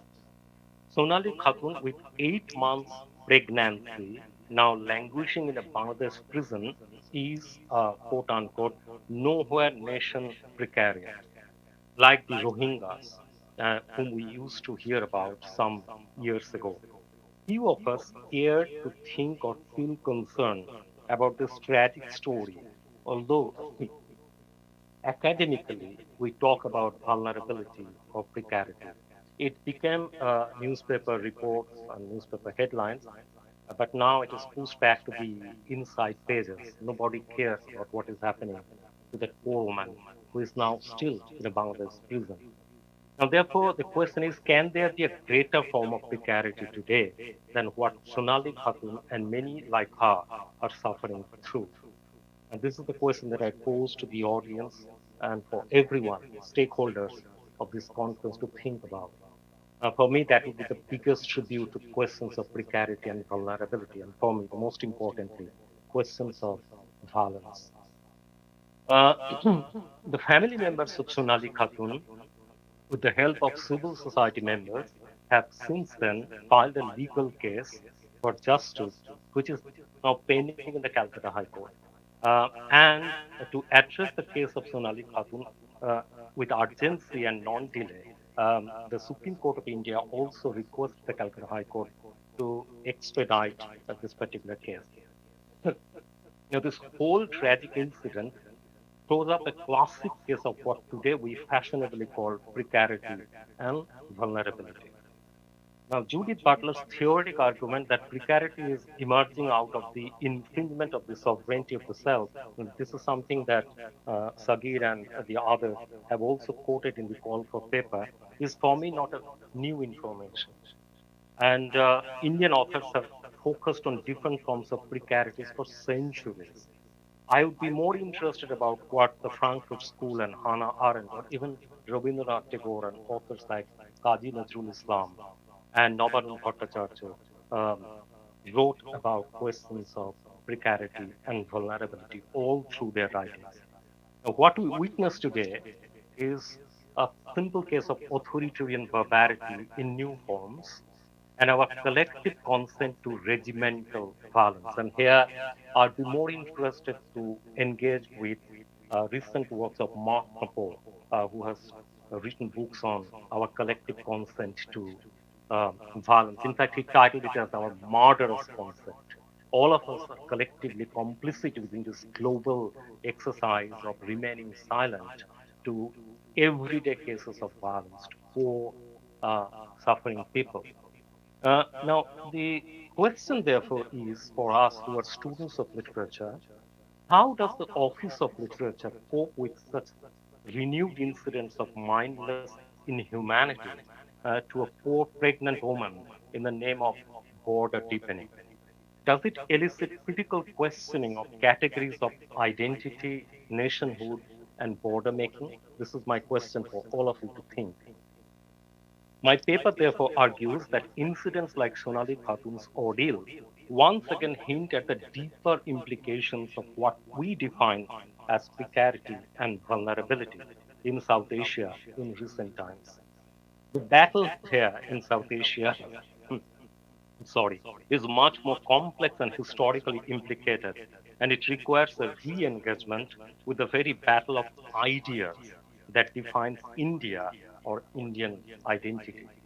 My empirical base here locates uh, vulnerable the literary legacies of conviviality and interfaith and intercaste dialogue, as reflected in the vernacular Sahajiya literature of Middle Bengali period, and it shows how that deceased legacy of interfaith and intercaste mingling uh, continued in the modern times in Bengali authors like Nazrul Islam and Nabaran Bhattacharya and many others in modern times. However, before I go to the literary part, some amount of conceptual explication on the problem of ethnic conflict and identity oriented violence and the possibility of interfaith and intercaste dialogue and conviviality is perfectly in order here. Theoretically, therefore, I'll be more interested to focus on the question of violence and our collective consent to violence, which is at the heart of vulnerability and precarity. I have seen that in the call for paper and the concept note, the organizers have referred to Foucauldian paradigms, to Judith Butler, and many other theorists. I was looking for more references from South Asia, from field surveys on questions of violence, ethnic conflict, to generate precarity, state violence, um, violence from our end at the everyday level. But having said that, I therefore adopt a deconstructive hermeneutics of identitarian politics and critically examine current reification of ethnic and religious ghettoization hinged on ideologies of violent hatred and otherization. Such a climate of manufactured animosity, hate mongering, and identitarian bordering calculatedly incubate social schism and atrocities, disavowing all attempts of cultural endosmosis and cohabitation. I'd be preferring to borrow ideas from German poets like Paul Celan, whose idea of Versuden or Jewification, and Jacques Derrida's concept of hospitality, and vivre ensemble, as he mentioned, it can be translated as living together, the idea of living together. And therefore, I scrutinize different modes of religious otherization and the discourse of malevolence prevalent in contemporary ideologies of ethno-nationalist politics. Celan's Hermetic poetology advocates the doctrine of poetic Versuden. This is the term that he used, or Jewishness, as he translated it, Jewishness of poetry, which deconstructs the given a priori by opening up a space for the other. Given this preposterous attempt at otherization, the first step of interreligious living together in our conflictual ontology will always remain rebellious to identitarian totalization. And according to Derrida, the first commandment of any principle of living together is the acknowledgement an avowal of the impossible. Drawing on Derrida's seminal ideas of avowing the impossible, return, repentance, and reconciliation, I look into the congenital crisis emanating from ethnic or religious self-fashioning or majoritarian autochthony that leads to minority persecution or the disavowal of the principle of quote-unquote living together. The world of identity assertion makes the task of living together impossible, and yet this impossibility generates for Derrida an inventive grammar that effectuates a displacement of ethnic or identitarian closures of life, disrupting the traditional concepts of politics based on the understanding of what he called togetherness or the ensemble. Derrida's contribution to this prefigurative or eventive grammar of amity comprises expressions such as the leavens of life, a neologism whose English translation introduces an unheard of quality into the philosophical discourse, namely, a new grammar invented to signify the idea of being with. Now, for the paucity of time, I will not be able to read out the entire portion of on Derrida. My next focus would be on South Asia, closer home. But what helped me to come to this uh, uh, problem of precarity and vulnerability as it unfolds in South Asia in the everyday level is the idea that I engaged with from Derrida, from Paul Celan, and from many others, as I mentioned Mark Crepo in the beginning. And now I'll be focusing on Sudhir Kakar's field service from South Asia in his book Colors of Violence. I mean, I know that I might be taking big jumps and leaps from one section to another section, but because for an online talk, I want to keep it short so that I can, foreground and focus more on the fundamental question, the primary point. Now, Kakar begins his ethnography of communal violence in India in his book, The Colors of Violence, Cultural Identities, Religion, and Conflict, by explicitly depicting the horrible injury mark on the face of a 2-year-old girl whose parents were hacked to death in front of her by the pogrom perpetrators. And this is the field survey that Sudhir Kakar conducted in Hyderabad. And the book was published in 2013, but it's very much relevant even in today's context. The photo of the injured face of this child victim of communal violence was published in one of the Indian newspapers in 1990.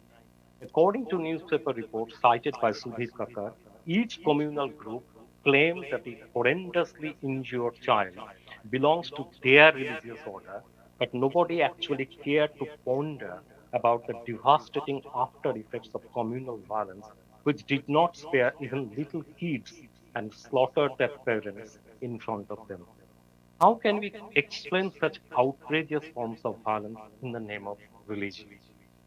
That is another important question for me when we talk about precarity and vulnerability, and the question of literature in the context of South Asia. And the next question can be, how do we make sense of the nefarious psyche uh, behind this ghastly act of killing and atrocity on religious grounds? Plagued with these disturbing questions, Sudhir Kakar attempts his ethnography of communal butchery by interviewing both the victims and the perpetrators, and the outcome of these interviews and his psychoanalytical commentaries and observations form the core contents of this book of Sudhir Kakar. And for me, as a student and scholar of South Asian literature, uh, South Asian context of violence, ideological battle, ethnic conflict. These kind of direct ethnographic studies on how violence is executed and engineered on the ground is more important when we talk about precarity and vulnerability in South Asia. Now, these mindless acts of violence perpetrated upon religious grounds necessitate a rethinking on different normative planks of philosophy and epistemic interventions to religion and nationalism, something that Sahajiya literary text in medieval Bengal did. I mean, I cannot quote directly and elaborately from all these texts, but my purpose here is to raise these questions and to refer to these brilliant literary archives, which we literary scholars simply decided to overlook and ignore. We are focusing more on recent writing, which I'm not saying we should not do, but we have a rich resource of literary archive, which are so important when it comes to questions of interfaith, intercaste dialogue, which were experimented and tried and executed during the 16th and 17th and the 18th century. That kind of directly impacted modern intellectuals like the Brahma Samaj in modern times, who have been described as the architect of modern India by scholars like David Koch. So they were instrumental for all sorts of reforms in the field of gender reforms, literary reforms, social, cultural reforms, religious reforms in India. So therefore, my focus would be to go back to that obscure, forgotten archive of Sahajiya literature, which was written in the 16th, 17th, and the 18th century.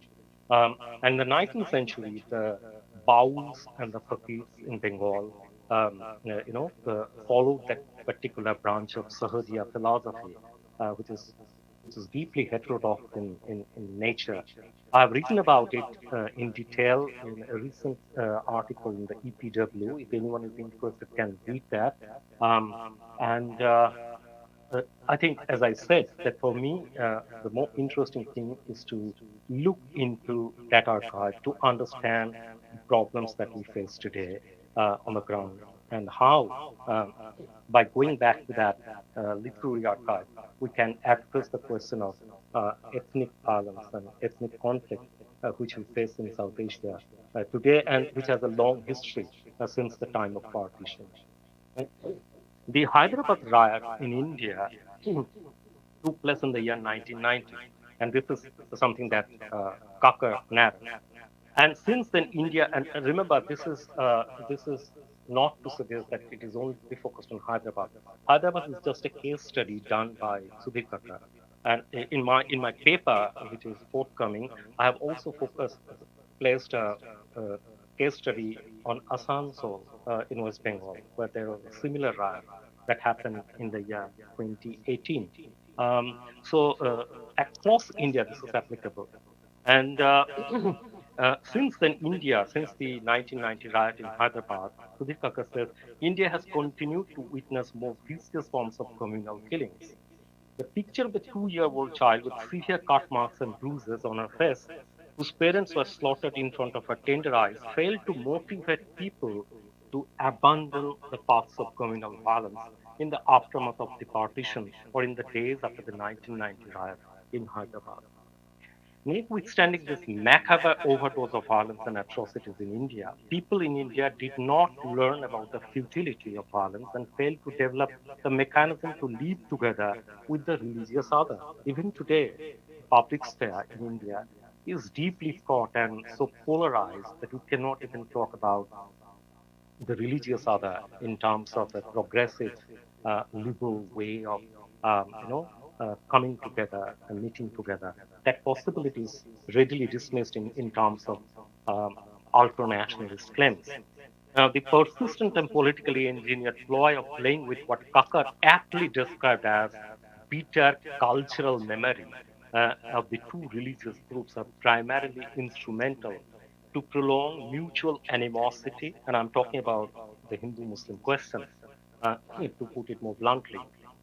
And both the groups perform on a daily basis what Kakar described brilliantly, quote unquote, ritualization of antagonism. And this is exactly the term. And I think it is more important than Judith Butler. Ritualization of antagonism happening in South Asia on an everyday level um, among the Hindus and the Muslims. This happens on the everyday or the quotidian space.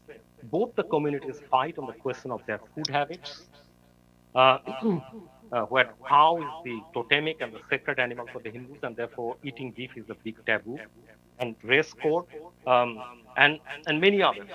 The tussle between the two communities also arises out of the daily debates around public projection of their sacred symbols and rituals.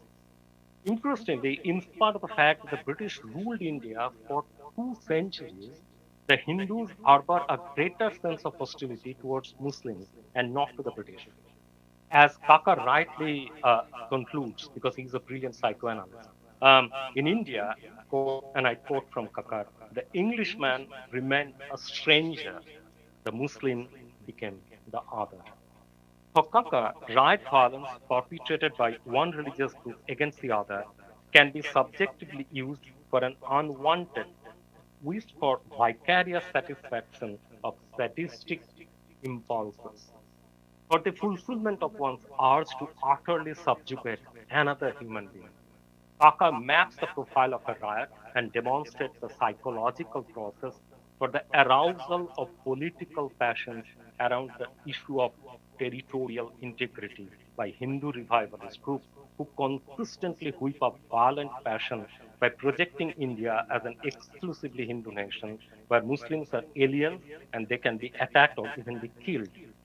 Such ideologization on identity affirmation and identity othering continues to plague Hindu Muslim relations in India.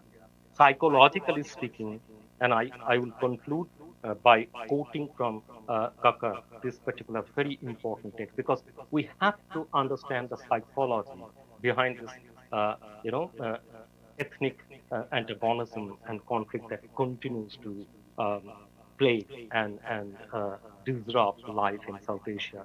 According to Sudhir Kaka, psychologically speaking, during the riots, and I quote, group salience becomes high. An individual thinks and behaves in conformity with the stereotypical characteristics of the category of Hindu or Muslim rather than according to his or her individual personality disposition. This is very important. As Hindus and Muslims increasingly see each other as stereotypes, there follows an inevitable homogenization and depersonalization. The stereotyping of the enemy group involves a progressive devaluation, which can extend to the point of dehumanization. Making the enemy non human is to avoid feeling guilt about destroying the enemy in the riot. So I will conclude here because, as I said right at the beginning, that my purpose is not to read out the full paper in an online talk, which would be very boring, but to raise certain questions and put the entire context of the conference within the perspective of what was the legacy of living together. I'm not glorifying the Middle Ages. I'm not saying that the Middle Ages was rosy and everything was brilliant here in terms of ethnic relationships. No, it was not. It has been very tension-ridden and conflictual at that time too. But in terms of literary practices, Bengali literature of the Middle Bengali period, and by that, as I said, I mean from 15th to the 18th century, we have a rich archive of what Professor Munindra Mohan Bose, who wrote a book in 1932, the post-Sahajiya cult in Bengal, and where he discussed about this Sahajiya literary text, numerous literary texts which are preserved in the Calcutta University archive even today. I don't know what is the condition there, but thanks to Professor Munindra Mohan Bose, he could catalog all of them together and wrote the book and analyzed and explained that. And when we talk about Tagore today, we forgot that Tagore in the 1930s delivered his Hebert lecture at the University of Oxford. And there he also referred to the Bowls. And the Bowls are directly indebted and connected to this larger Sahajiya tradition, who profess the philosophy of interfaith, intercaste, intercommunity, conviviality, a dialogue, living together. That legacy is forgotten, destroyed, being destroyed every day in South Asia. And when we talk about vulnerability and precarity, we need to go back, revisit. Tagore's Hebert lecture has been published by Oxford University Press, and it has a section at the end on the bowels of Bengal. So, where she wrote about Lalan Fakir and many others. Lalan is very important, but I'm talking about the larger heterodox Sahajiya tradition and legacy, which was expressed and articulated in those literary texts of the possibility of living together, dissolving ethnic and community identities, transcending them, and going beyond them, making it possible of what Derrida said, the impossible possibility of living together in a world where at every level we see newspaper reports of people killing each other here in South Asia, in the Middle East, in America, in Europe, everywhere. So India has a lot to offer in terms of the epistemic and the philosophic, archive of how we can experiment and think of living together in this moment of precarity and vulnerability. This much for me. I mean, I didn't say anything special. I didn't want to either. I just shared some research work on my part, which I'm doing currently. I'm working on the Sahajiyas, on the Sahajiya literary text, and I just felt that in this particular conference, it would be perfectly appropriate for me on my part to refer to this important archive of literary text, which we need to revisit when we are talking about precarity and vulnerability. Thank you for your patience. Over to you, Sabir.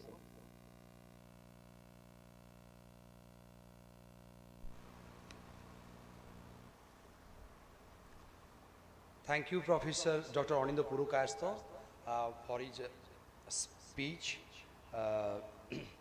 Professor Dr. Anindo Purukasto speaks about brutal treatment meted out by the governmental bodies to Bengali migrant workers, namely Sonali Khatun and her husband Danish Sheikh, in a recent divide against alleged intruders from Bangladesh. Poor migrant workers were picked up in different corners of India, and they were allegedly branded as Bangladeshis. While legal norms and border rules of a country are to be maintained, the question is how far can we go in our so-called legal execution of branding someone as an intruder. So Sonali and her husband, along with a few others, were reportedly pushed back by the concerned agencies to Bangladesh, and ironically, the Bangladesh authorities too arrested them as they were found with no legal Bangladeshi documents. Sonali Khatun, with 8 months pregnancy, now languishing in a Bangladesh prison, is a nowhere nation precariat, and her family has now filed a legal case for justice, which is now pending in the Calcutta High Court. The Supreme Court of India has recently asked the High Court of Kolkata to address the case of Sonali Khatun with urgency and non-delay. So this whole tragic incident throws up a classic case of what today we fashionably call precarity and vulnerability. What we witness today is the authoritarian barbarity in new forms and our collective consent to regimental violence. I hope actually the voice was breaking from Anindo Das part. We are sorry for this, extremely sorry for this. Now, thank you, Dr. Anindo Purukasto, sir. Now we are heading for another important lecture by Professor Ulka Anjaria.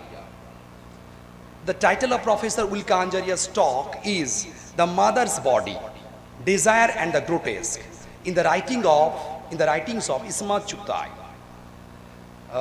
Before going to her lecture, I would like to introduce Professor Anjaria to you. Professor Ulka Anjaria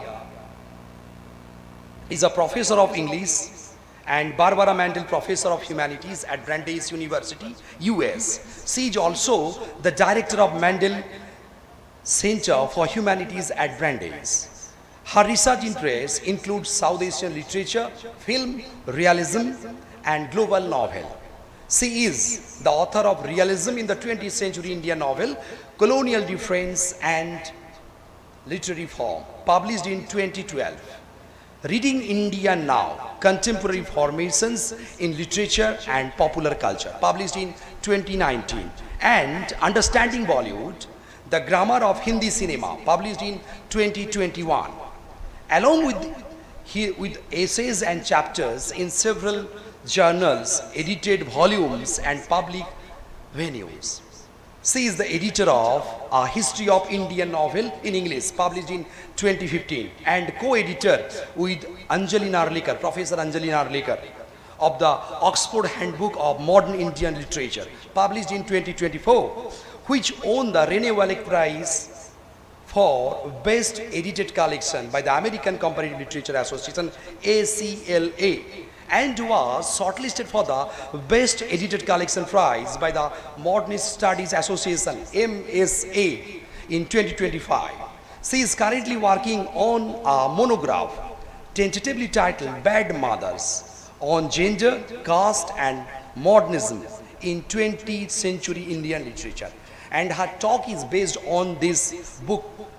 The title of her talk is The Mother's Body, Desire and the Grotesque in the Writings of Isma Chugdai. Madam, please, welcome.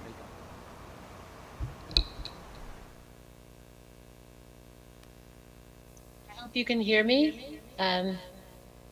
Okay, so let me just share my screen.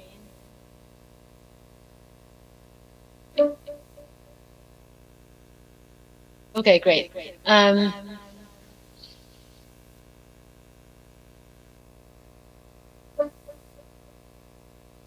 So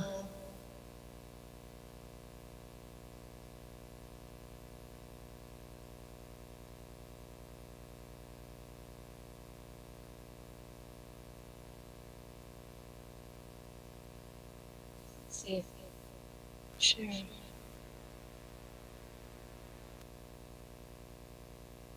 Okay, can you see the screen?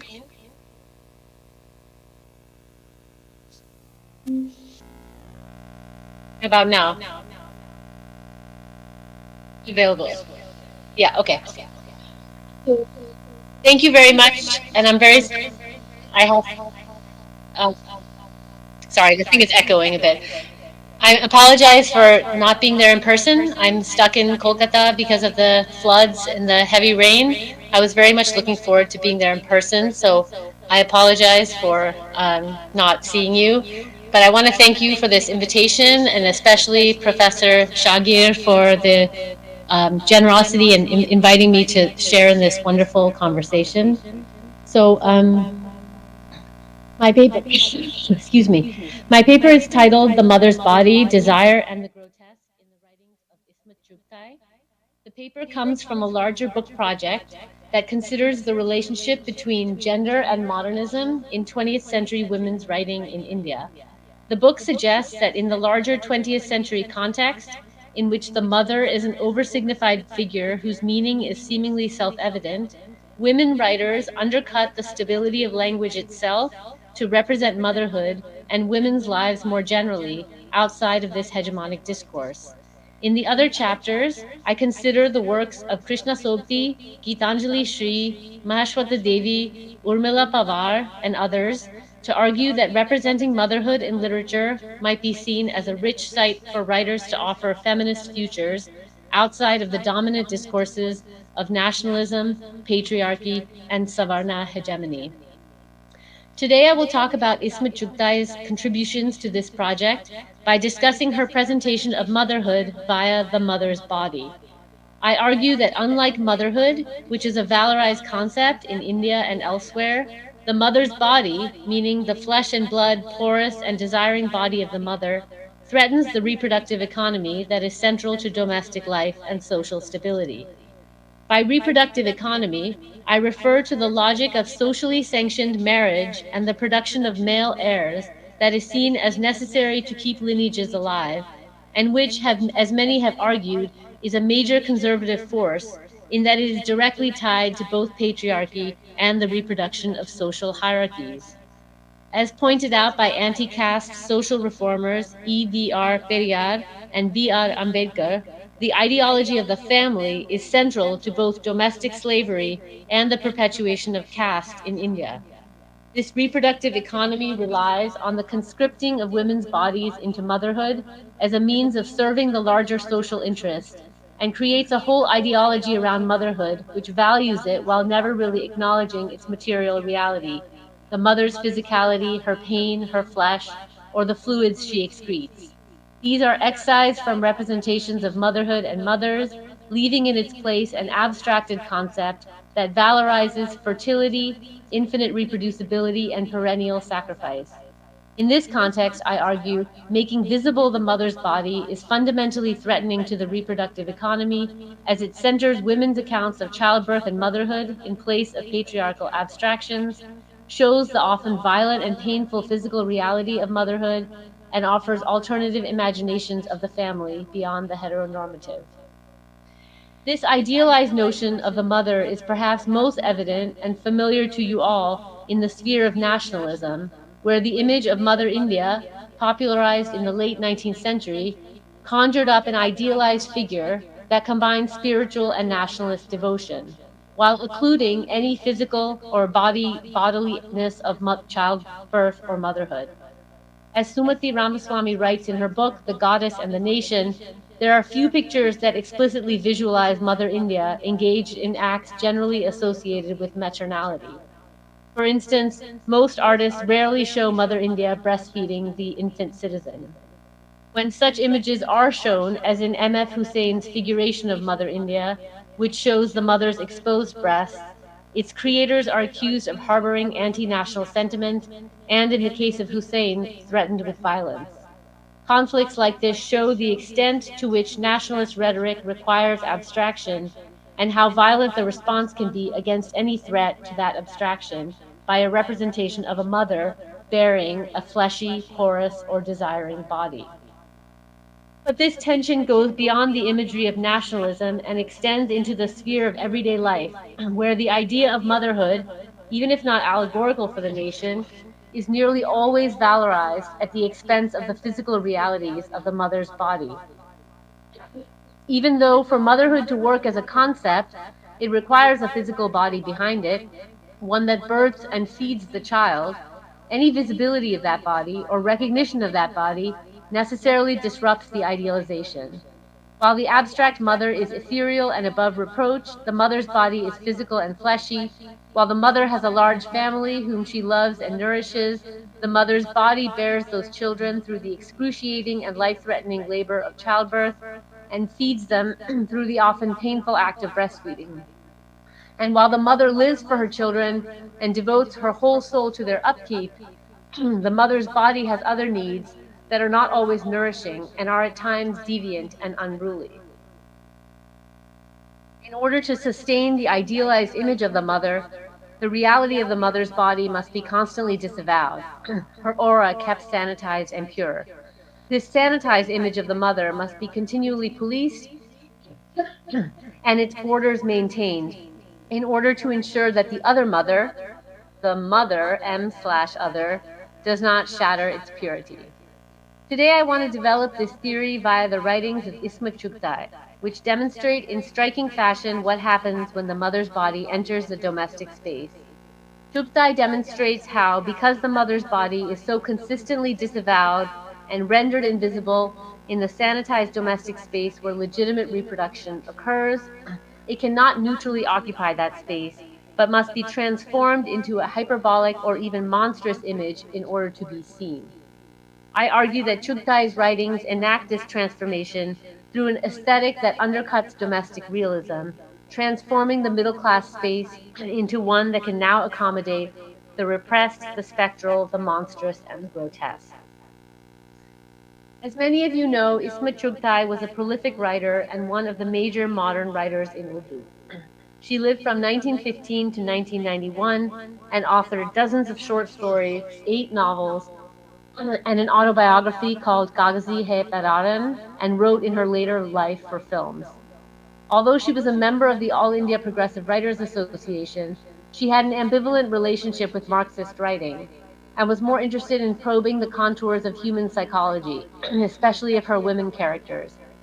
She also balked against the progressive prescription that literature should be only about farmers and workers, instead choosing to write about female characters from a range of class positions, women from middle class and declining aristocratic families, students, lovers, mothers and daughters, housemaids, wet nurses, actresses, sex workers, and others. In several cases, her stories juxtapose women of different class backgrounds as a way of exposing middle class hypocrisy and class privilege. Thus, the progressive quality of her writing comes not simply from the presentation of disempowered characters, but in the complex relationships her characters form across class lines. Yes.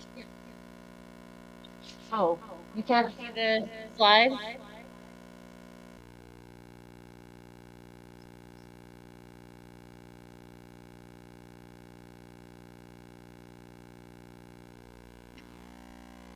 Can you see it now?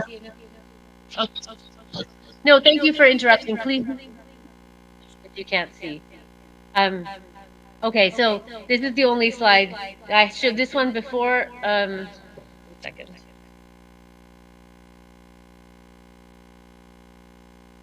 Okay, now can you see the slide?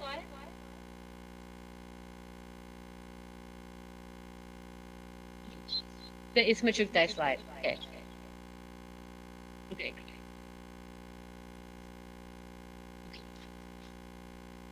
So,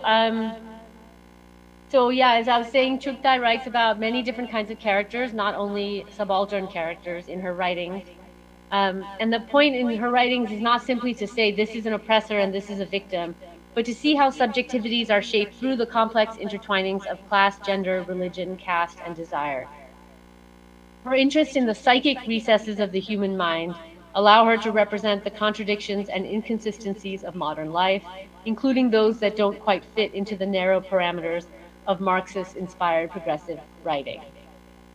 So I'll begin with a discussion of what I call the maternal grotesque in Chugtai's writings, which represents the mother's body in a hyperbolic way that asserts her visibility in a context in which she is otherwise rendered extraneous. I then move to a reading of two short stories that show the terrifying consequences that occur when the mother's body invades the sanitized spaces of the middle class life. I end with an analysis of a final Chugtai story that takes the maternal grotesque one step further, showing how abjection might actually birth new forms of queer desire. Through this analysis, I argue that Chugtai's representations of the mother's body serve as a material rejoinder to the reproductive economy, which relies on the disavowal of the living, breathing, excreting, discharging, and desiring mother. This is a problem, Chugtai suggests, for writing as much as it is for feminism. Thus, Chugtai uses innovative aesthetic techniques to contest not only patriarchal imaginations of motherhood, but the aesthetic stability of domestic realism.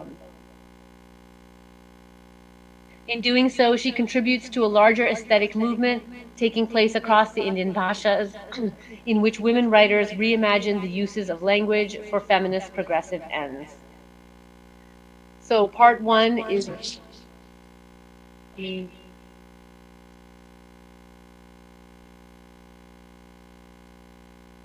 move the slide.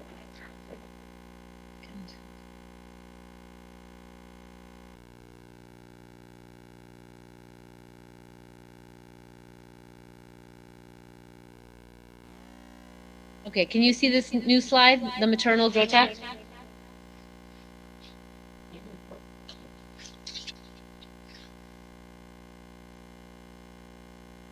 Okay, not sure if you can see it, but anyway, yeah, it's not letting me.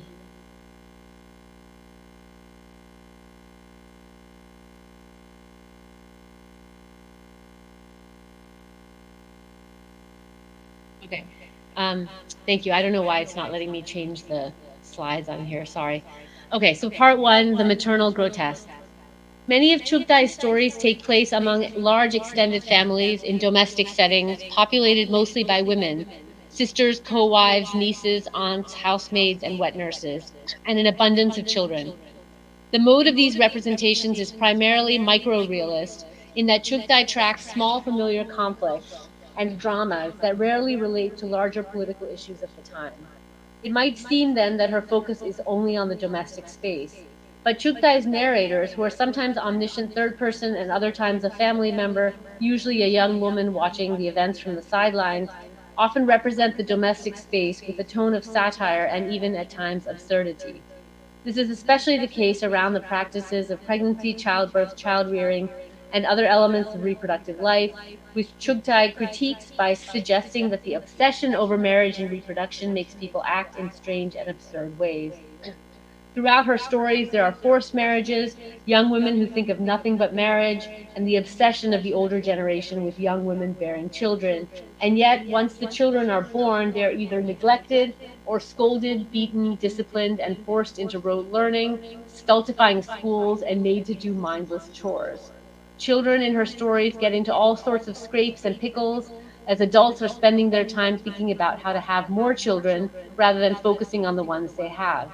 The sense of chaos verges on the absurd. Her realism bends to accommodate the middle class family's obsession over reproduction, using humor to make a searing social critique. At times, this absurd realism is contorted even further into the grotesque and the monstrous, which invade the otherwise domestic realism of her stories. For instance, Chacham.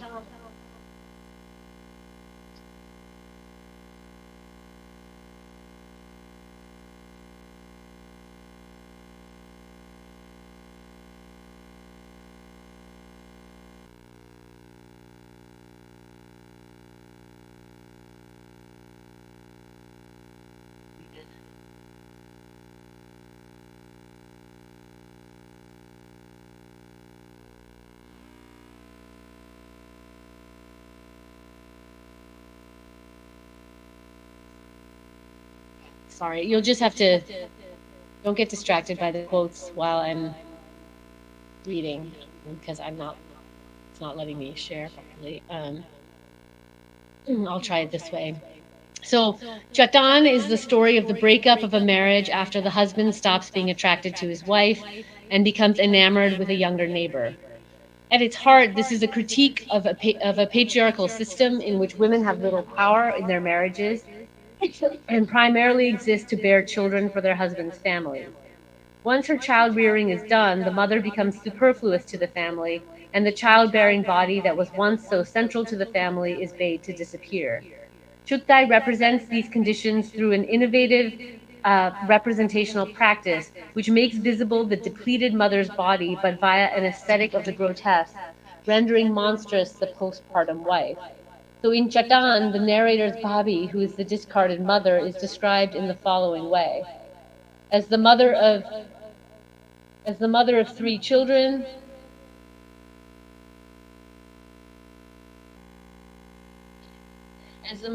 I hope you can see this. As the mother of three children, she became overweight and ungainly. With each child, Bobby gained 10 or 15 pounds. Her hair had become thin because of frequent pregnancies. She had let herself go, and her body slackened like dough left out overnight. As Bobby watches her husband flirt with the neighbor, she takes recourse in eating more and more in an attempt to soothe her feelings of abandonment. She kept her head down and proceeded to devour the cake with intense concentration. She ravenously swallowed fried potatoes dipped in chutney and rapidly gulped down pieces of toast laden with butter and jam. One day, on a swimming trip to the ocean, her wet clothes clung to her body and revealed her unshapely figure, a frightening sight. It seemed as though someone had wrapped a comforter around her waist. Her husband finally leaves her and marries the neighbor, Shubnam.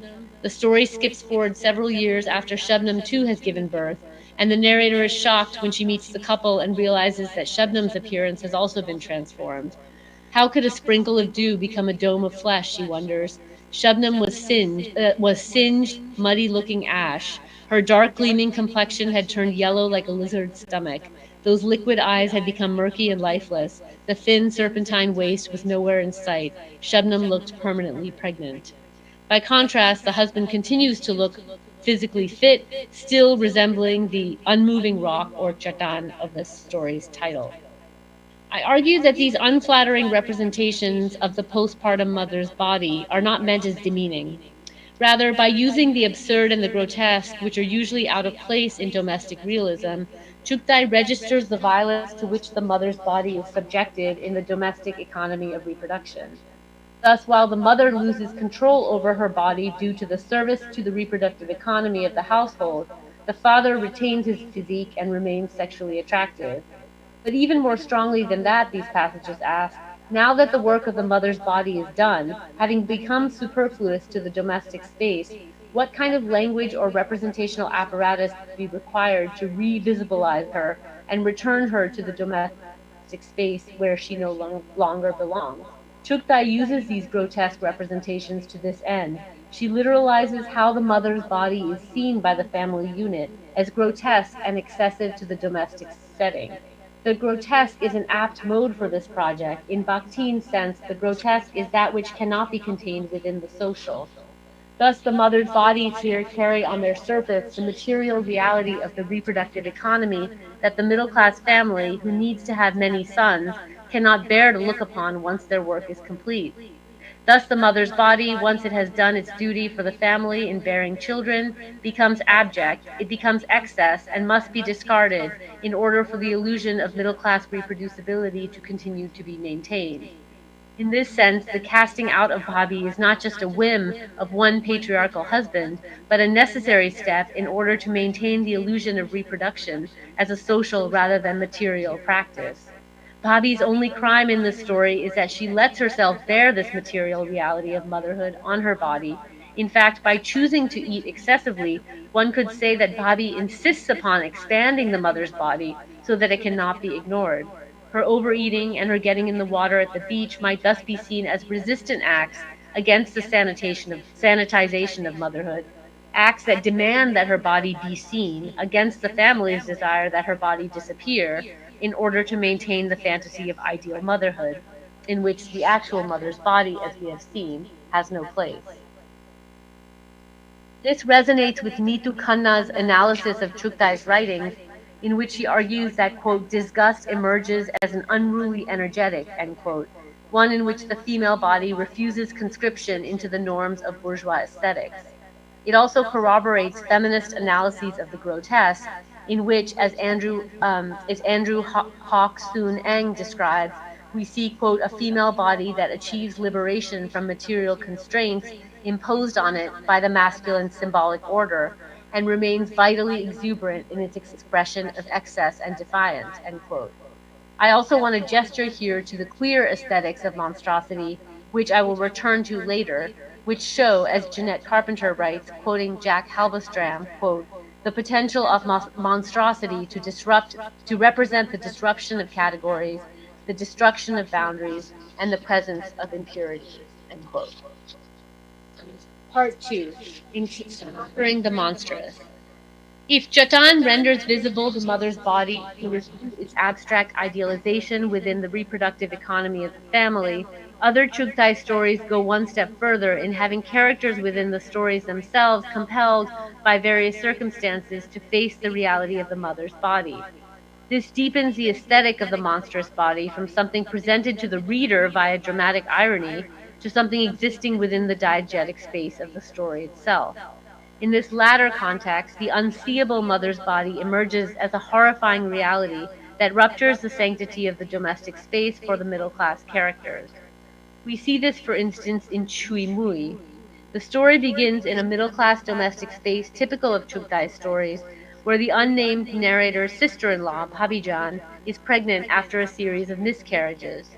The family fears that another miscarriage would cause Bhabijan's husband to take a second wife, and so the women of the family rally around her to protect her pregnancy this time around, covering her with, quote, amulets and talismans, and making sure she doesn't lift a finger. And all this is described in a wonderful satirical humor. I don't have time to quote the whole story, but do read it if you haven't.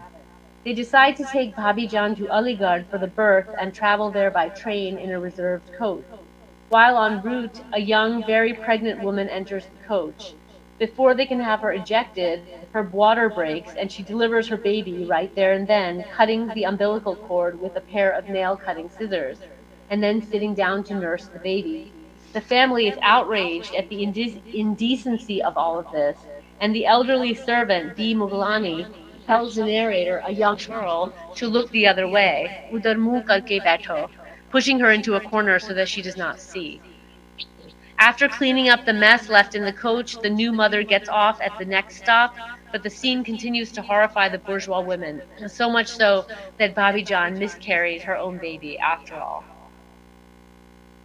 Like Jatan, here too Chukta uses the maternal grotesque to assert the materiality of the pregnant body as well as the physicality of childbirth, with its pain, its excretions, and its viscous remains, all of which are invisibilized in general representations of motherhood. The pregnant Bhabhi Jan looks like a sweet potato turned bulbous, and the birth is described as a lump of red flesh dropping near Bhabhi Jan's royal shoes.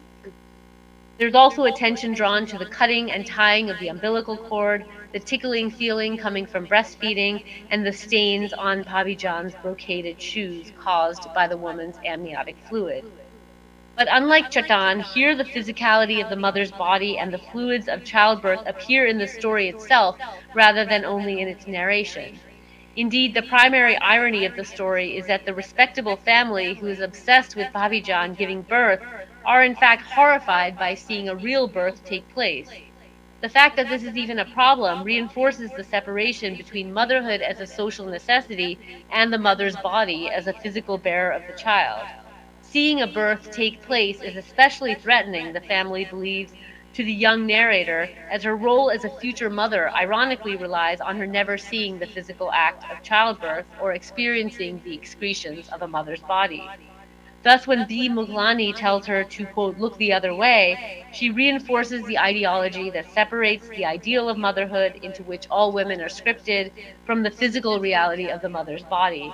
Indeed, as the narrator reflects on what she sees, she remembers being told that when Zebunisa saw her sister giving birth to a baby, she was so shocked that she never got married. Implied in the prescription to look the other way, therefore, is the belief that witnessing childbirth, seeing the physicality of this process with one's own eyes, will turn women entirely away from the reproductive economy that sustains the social structure. Thus, the story sets up an opposition between the materiality of motherhood and its necessary fantasy, and shows what happens when that opposition cannot be sustained.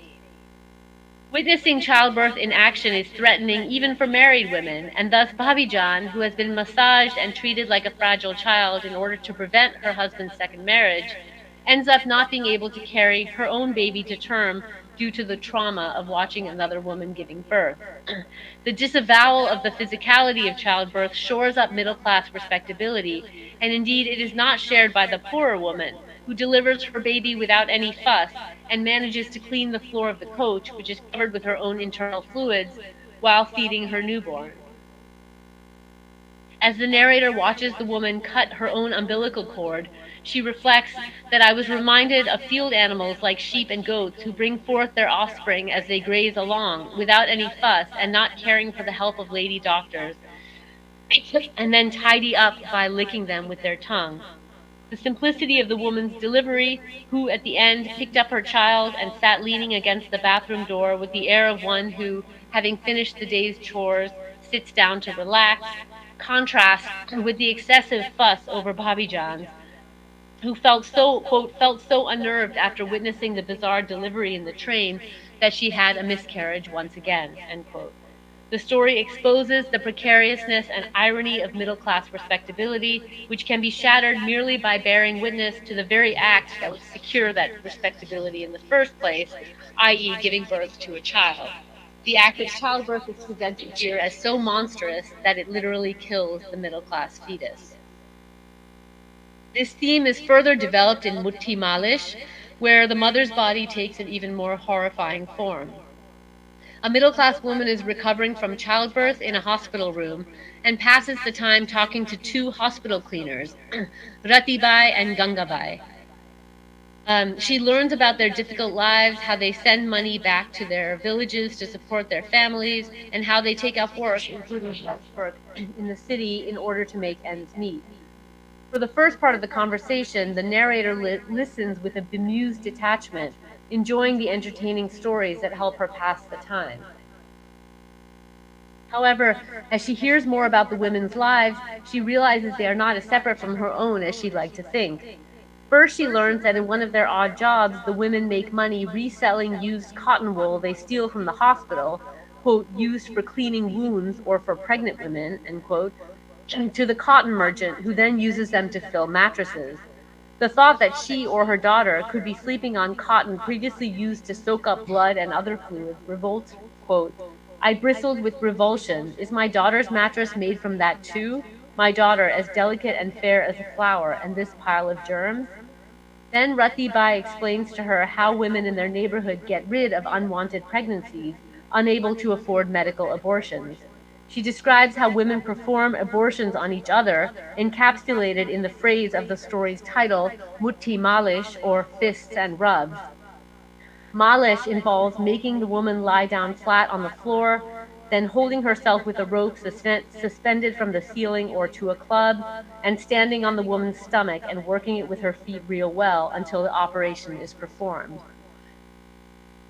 Mutti, by contrast, involves dipping her unscrubbed hands with grimy nails in oil and just pulling the throbbing life from the wound. The latter poses special danger to the mother and child. If the performing bai happens to be a novice, sometimes one of the hands is broken off, or the neck comes out dangling, or even a part of the woman's own body that needed to stay inside spills out, end quote. Many women, the narrator learns, get infections and eventually die. These horrifying images of pregnancy and abortion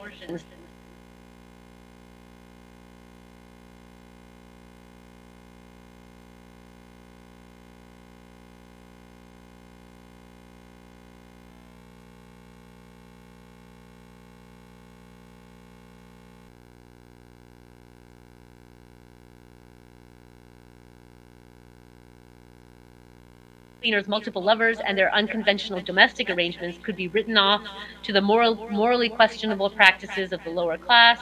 The recycling of used cotton wool and the violent methods to induce abortion compel the narrator to face the physicality of a mother's body and of childbirth in a way that she had tried to avoid doing by coming to the hospital in the first place. Indeed, the narrator's own baby, whose birth she is in the hospital to recover from, is almost completely absent from the story. The baby merits only one brief mention, and that is in a moment when the nurse takes her away from the mother. Quote, the nurse picked up my baby girl from the hammock and left the room, end quote. Otherwise, the baby is never mentioned, and the mother lies in a clean bed that remains unsullied by any remnants of childbirth or any of the fluids of breastfeeding. For the middle-class narrator, childbirth has been scrubbed not only of any flesh and fluids, but even of the crying, wheezing, feeding baby itself. The sanitized representation of middle-class motherhood contrasts sharply, as in Chui Mui, with the graphic depictions of the lower-class woman's body, which bleeds and which expels babies and baby parts in horrifyingly violent ways. But despite the best efforts to police these lines, the two worlds cannot be kept separate.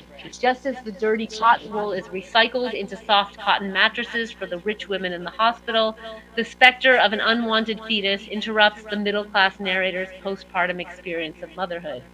These terrifying images haunt the narrator in her nightmares, where she dreams of a blood-soaked corpse, a horrific iron clamp in the shape of a fist with filthy nails, the dead body covered with blood from Gangabai's rubs, and the spots left by Gangabai's blood which are swelling on the white sheet.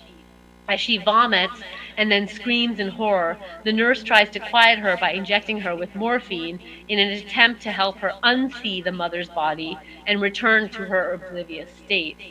Whereas in Chui Mui, the injunction to the girl had been simply to turn away, here the morphine represents an even stronger biomedical approach to making the mother's body disappear from the sanitized space of motherhood.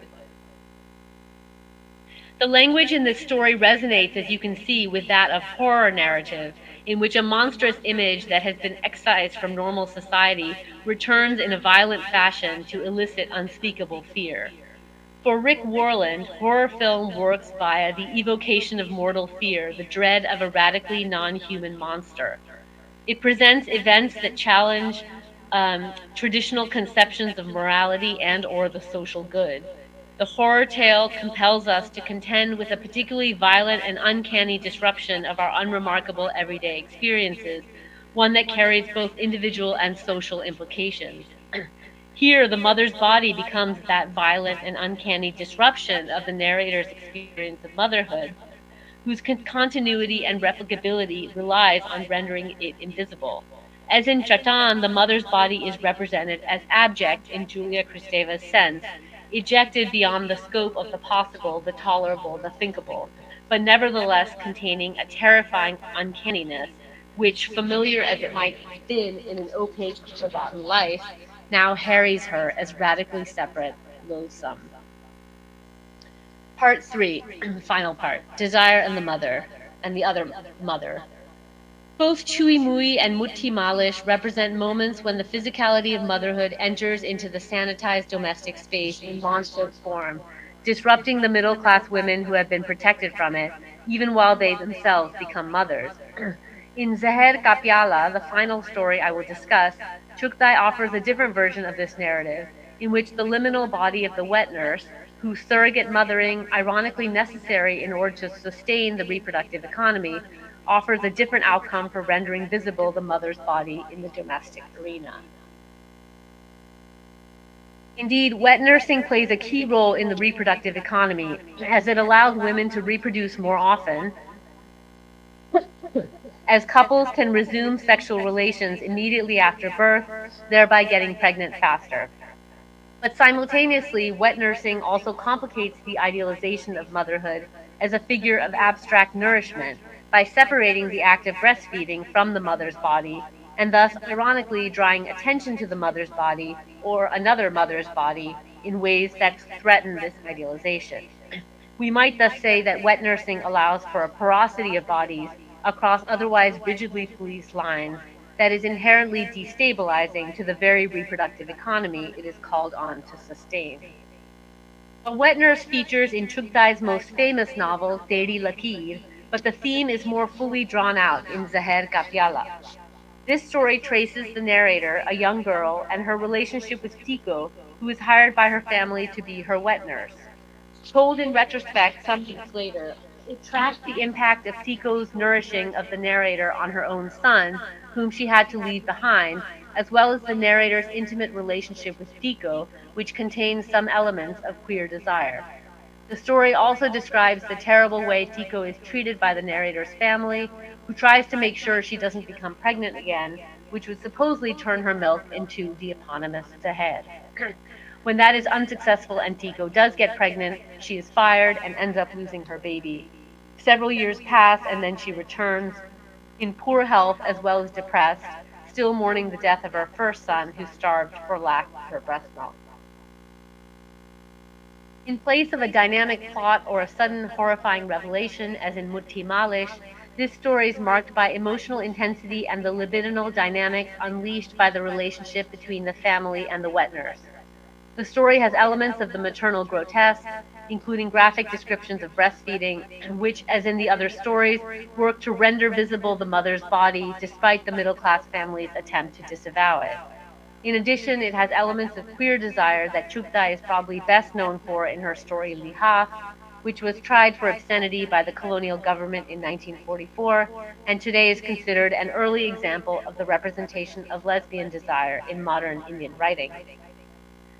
In Zeher Kapiala, the narrator introduces herself as the 9th child of her parents, and the first line of the story indicates her critical view of such large families. Quote, "There really was no need for me to be born. 5 brothers and 3 sisters had already arrived before me. Amma was buried under the weight of her children. She celebrated motherhood with the first few, but when they kept coming, she tolerated them like a punishment. My father was addicted to babies. The minute the baby was born, he would send for a wet nurse from the Koli tribe in Agra to breastfeed the newborn, and Amma would become entangled in preparing for a new pregnancy." As we see here, from the perspective of the reproductive economy, which is centered on bearing more and more children, the wet nurse is an efficient proposition.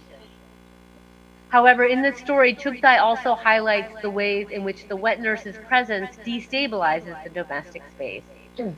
If, in a Lacanian sense, the mother represents the pre-linguistic symbolic order from which the child must separate in order to individuate, The outsourcing of motherhood to a secondary milk giver causes a fundamental disruption in subject formation, where elements of the economic, in the form of the wage-laboring substitute mother, appear in that initial symbolic stage.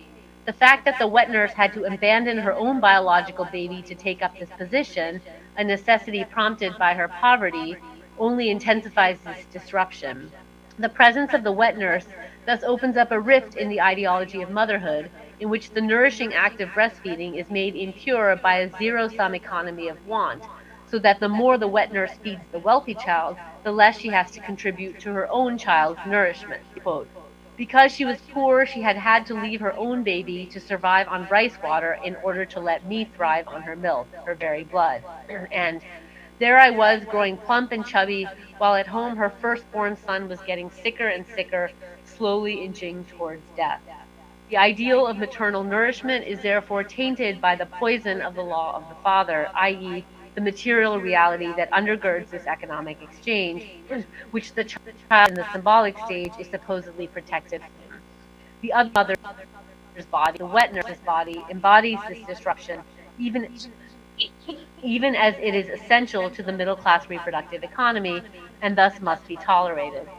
Her presence thus remains a sort of bulge in the reproductive economy, necessary but also disruptive. In this story, the wet nurse's incorporation into the domestic space temporarily tames her monstrosity, which is instead passed on to her biological child, Nanwa, the narrator's underfed doppelganger, whose body literally breaks down and opens outward in the absence of his mother's milk, undermining the divisions between inside-outside and body environment. Quote, mud, ash, garbage, chicken waste, fruit, vegetable peels, anything he could find he grabbed with his skinny fingers and stuffed into his mouth. Nanwa is rendered abject. He is constituted by his excreta. This is why he always had diarrhea, a kind of lake of body waste pooled around him, on the edges of which flies hung about like a permanent frill. His stomach and intestines were like a drain pipe. Food flowed through his stomach, undigested, and it remained as empty as ever. End quote. He substitutes an old dented bowl for his mother's missing breasts and sucks on that until he falls asleep in a lake of filth. These grotesque images of malnourishment refuse the invisibility granted to the wet nurse's child and disrupt the inclusion of the wet nurse into the reproductive economy of the middle-class household. Even as the wet nurse contributes to the domestic space, in her wake emerges a world in which, following Kristeva, quote, death infects life. This is not, however, where Zahir Kapyala ends. As I mentioned earlier, this story is also one that includes traces of queer desire, which I want to argue cannot be separated from but must be seen in relation to the images of decay wrought by the practice of wet nursing. Indeed, in this story, Chukdai traces lines of desire that are born from Nanwa and Tiko's abjection beyond the horrifying deathscape it conjures. I suggest, and specifically the desire of the narrator for Tiko. I suggest that the liminality born by the wet nurse, even though that liminality causes the breakdown of her son's body, is also the starting place for queer desire, alternative to the legitimate desire that sustains the reproductive economy. For Kristeva, the abject is something rejected, but also something, quote, from which one does not part, from which one does not protect oneself as from an object. In other words, the abject is both outside the subject and also simultaneously constitutes the subject. It does not respect borders, positions, rules. It is, quote, the in-between, the ambiguous, the composite. In the story, Nanwa's abjection becomes the starting place for the narrator's queer desire for Tiko.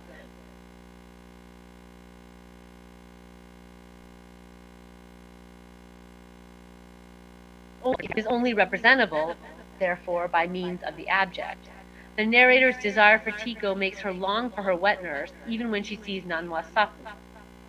Nanwa's mouth no longer had the strength to suck on his mother's breast, and when she placed the nipple in his mouth, he looked at her foolishly.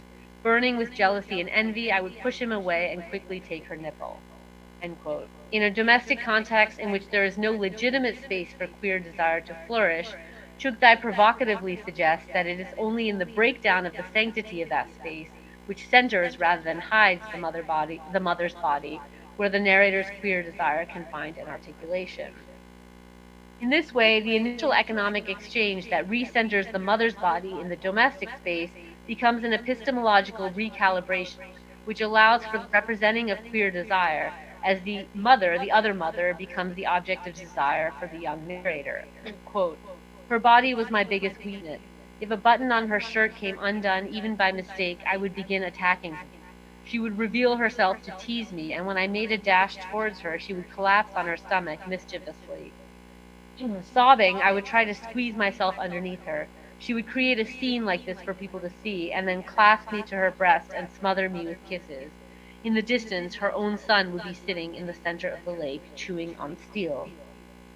We have a similar instance in Teri Lakir, where Shaman's rolling around in the dirt with her female friend precipitates her desire for her. In both cases, and arguably in Lihas as well, it is the rupturing of seemingly distinct spheres, inside-outside, purity, pollution, and body environment, that make possible the conditions for the representation of queer desire. Zeher Kapiala thus suggests that once the mother's body is returned to the domestic scene, eliminating the borders that keep the two separate in the service of the reproductive economy, new lines of desire have the potential to emerge. While Nanwa's condition is certainly lamentable, it demands a new kind of representational vision that sees bodies for their porosity and their organic content, rather than only as movable pawns in the perpetuation of the reproductive economy. Like the mother's bodies in the stories discussed above, Nanwa is less a real character actually lying in a pool of his own filth than he is a marker of a new kind of aesthetic vision that sees what is usually rendered unseeable within the domestic space, bodies not as reproducers of social forces, but as themselves porous, open, and abject, as coexistent with the waste, fluids, and matter they secrete. It is this alternative rendering of the body that ruptures the representational economy of domestic realism to include, at times, new lines of queer desire that otherwise cannot be seen. So as I hope to have conveyed in this presentation, what I'm interested in Chugtai, beyond the critique of the family that is central to her progressive feminist vision, is what kinds of bodies she renders visible in her writings, and the way these grotesque, monstrous, and abject bodies enact what I think is a heavy epistemological lift, forcing her readers and at times her characters to see things happening in the domestic milieu that are usually considered unseeable. The command to turn away, the nightmarish vision of bloodied fists and sheets, and the undernourished child, while all ways of registering the violence of the reproductive economy on women and children, also reconstitute the domestic space itself as something in which forces of waste, abjection, and desire are always flourishing, even if invisibly. To make these things seen, Chugtai must stretch the conventional boundaries of realism, which is usually not able to contain ghosts, nightmares, and terrifying specters. For Chugtai, then, representing the mother's body, as opposed to the idealized mother, is not only a means of fully accounting for the experience of motherhood, but a profound aesthetic practice that makes visible the queer and abject elements of domestic life that thrive everywhere, hidden and unspoken. Thank you.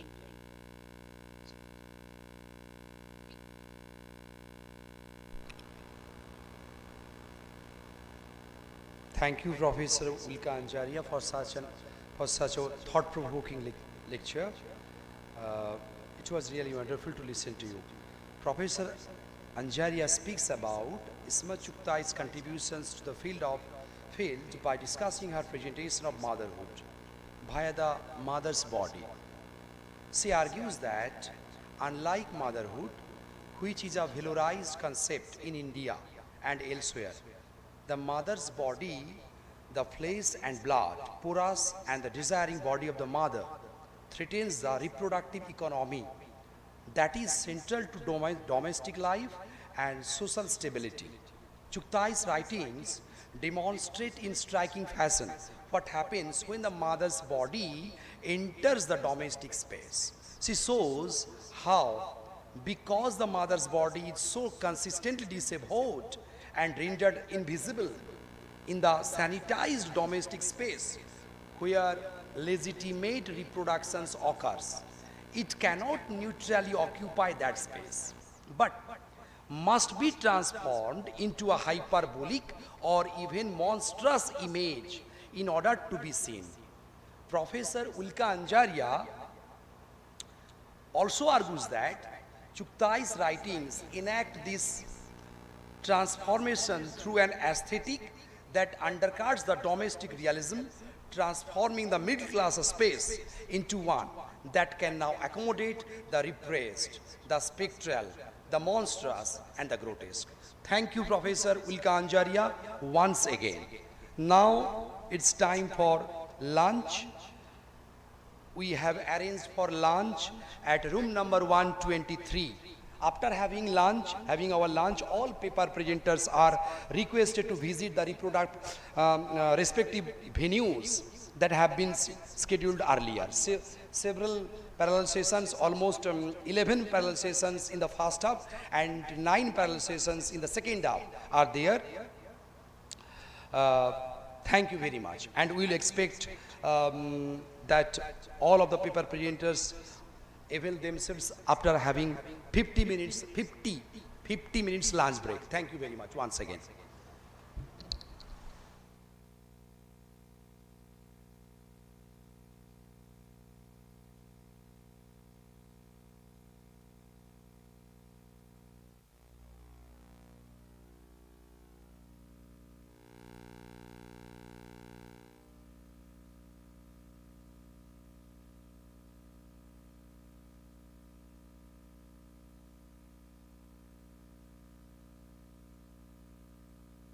Thank you so much. Thank you. Thanks so much.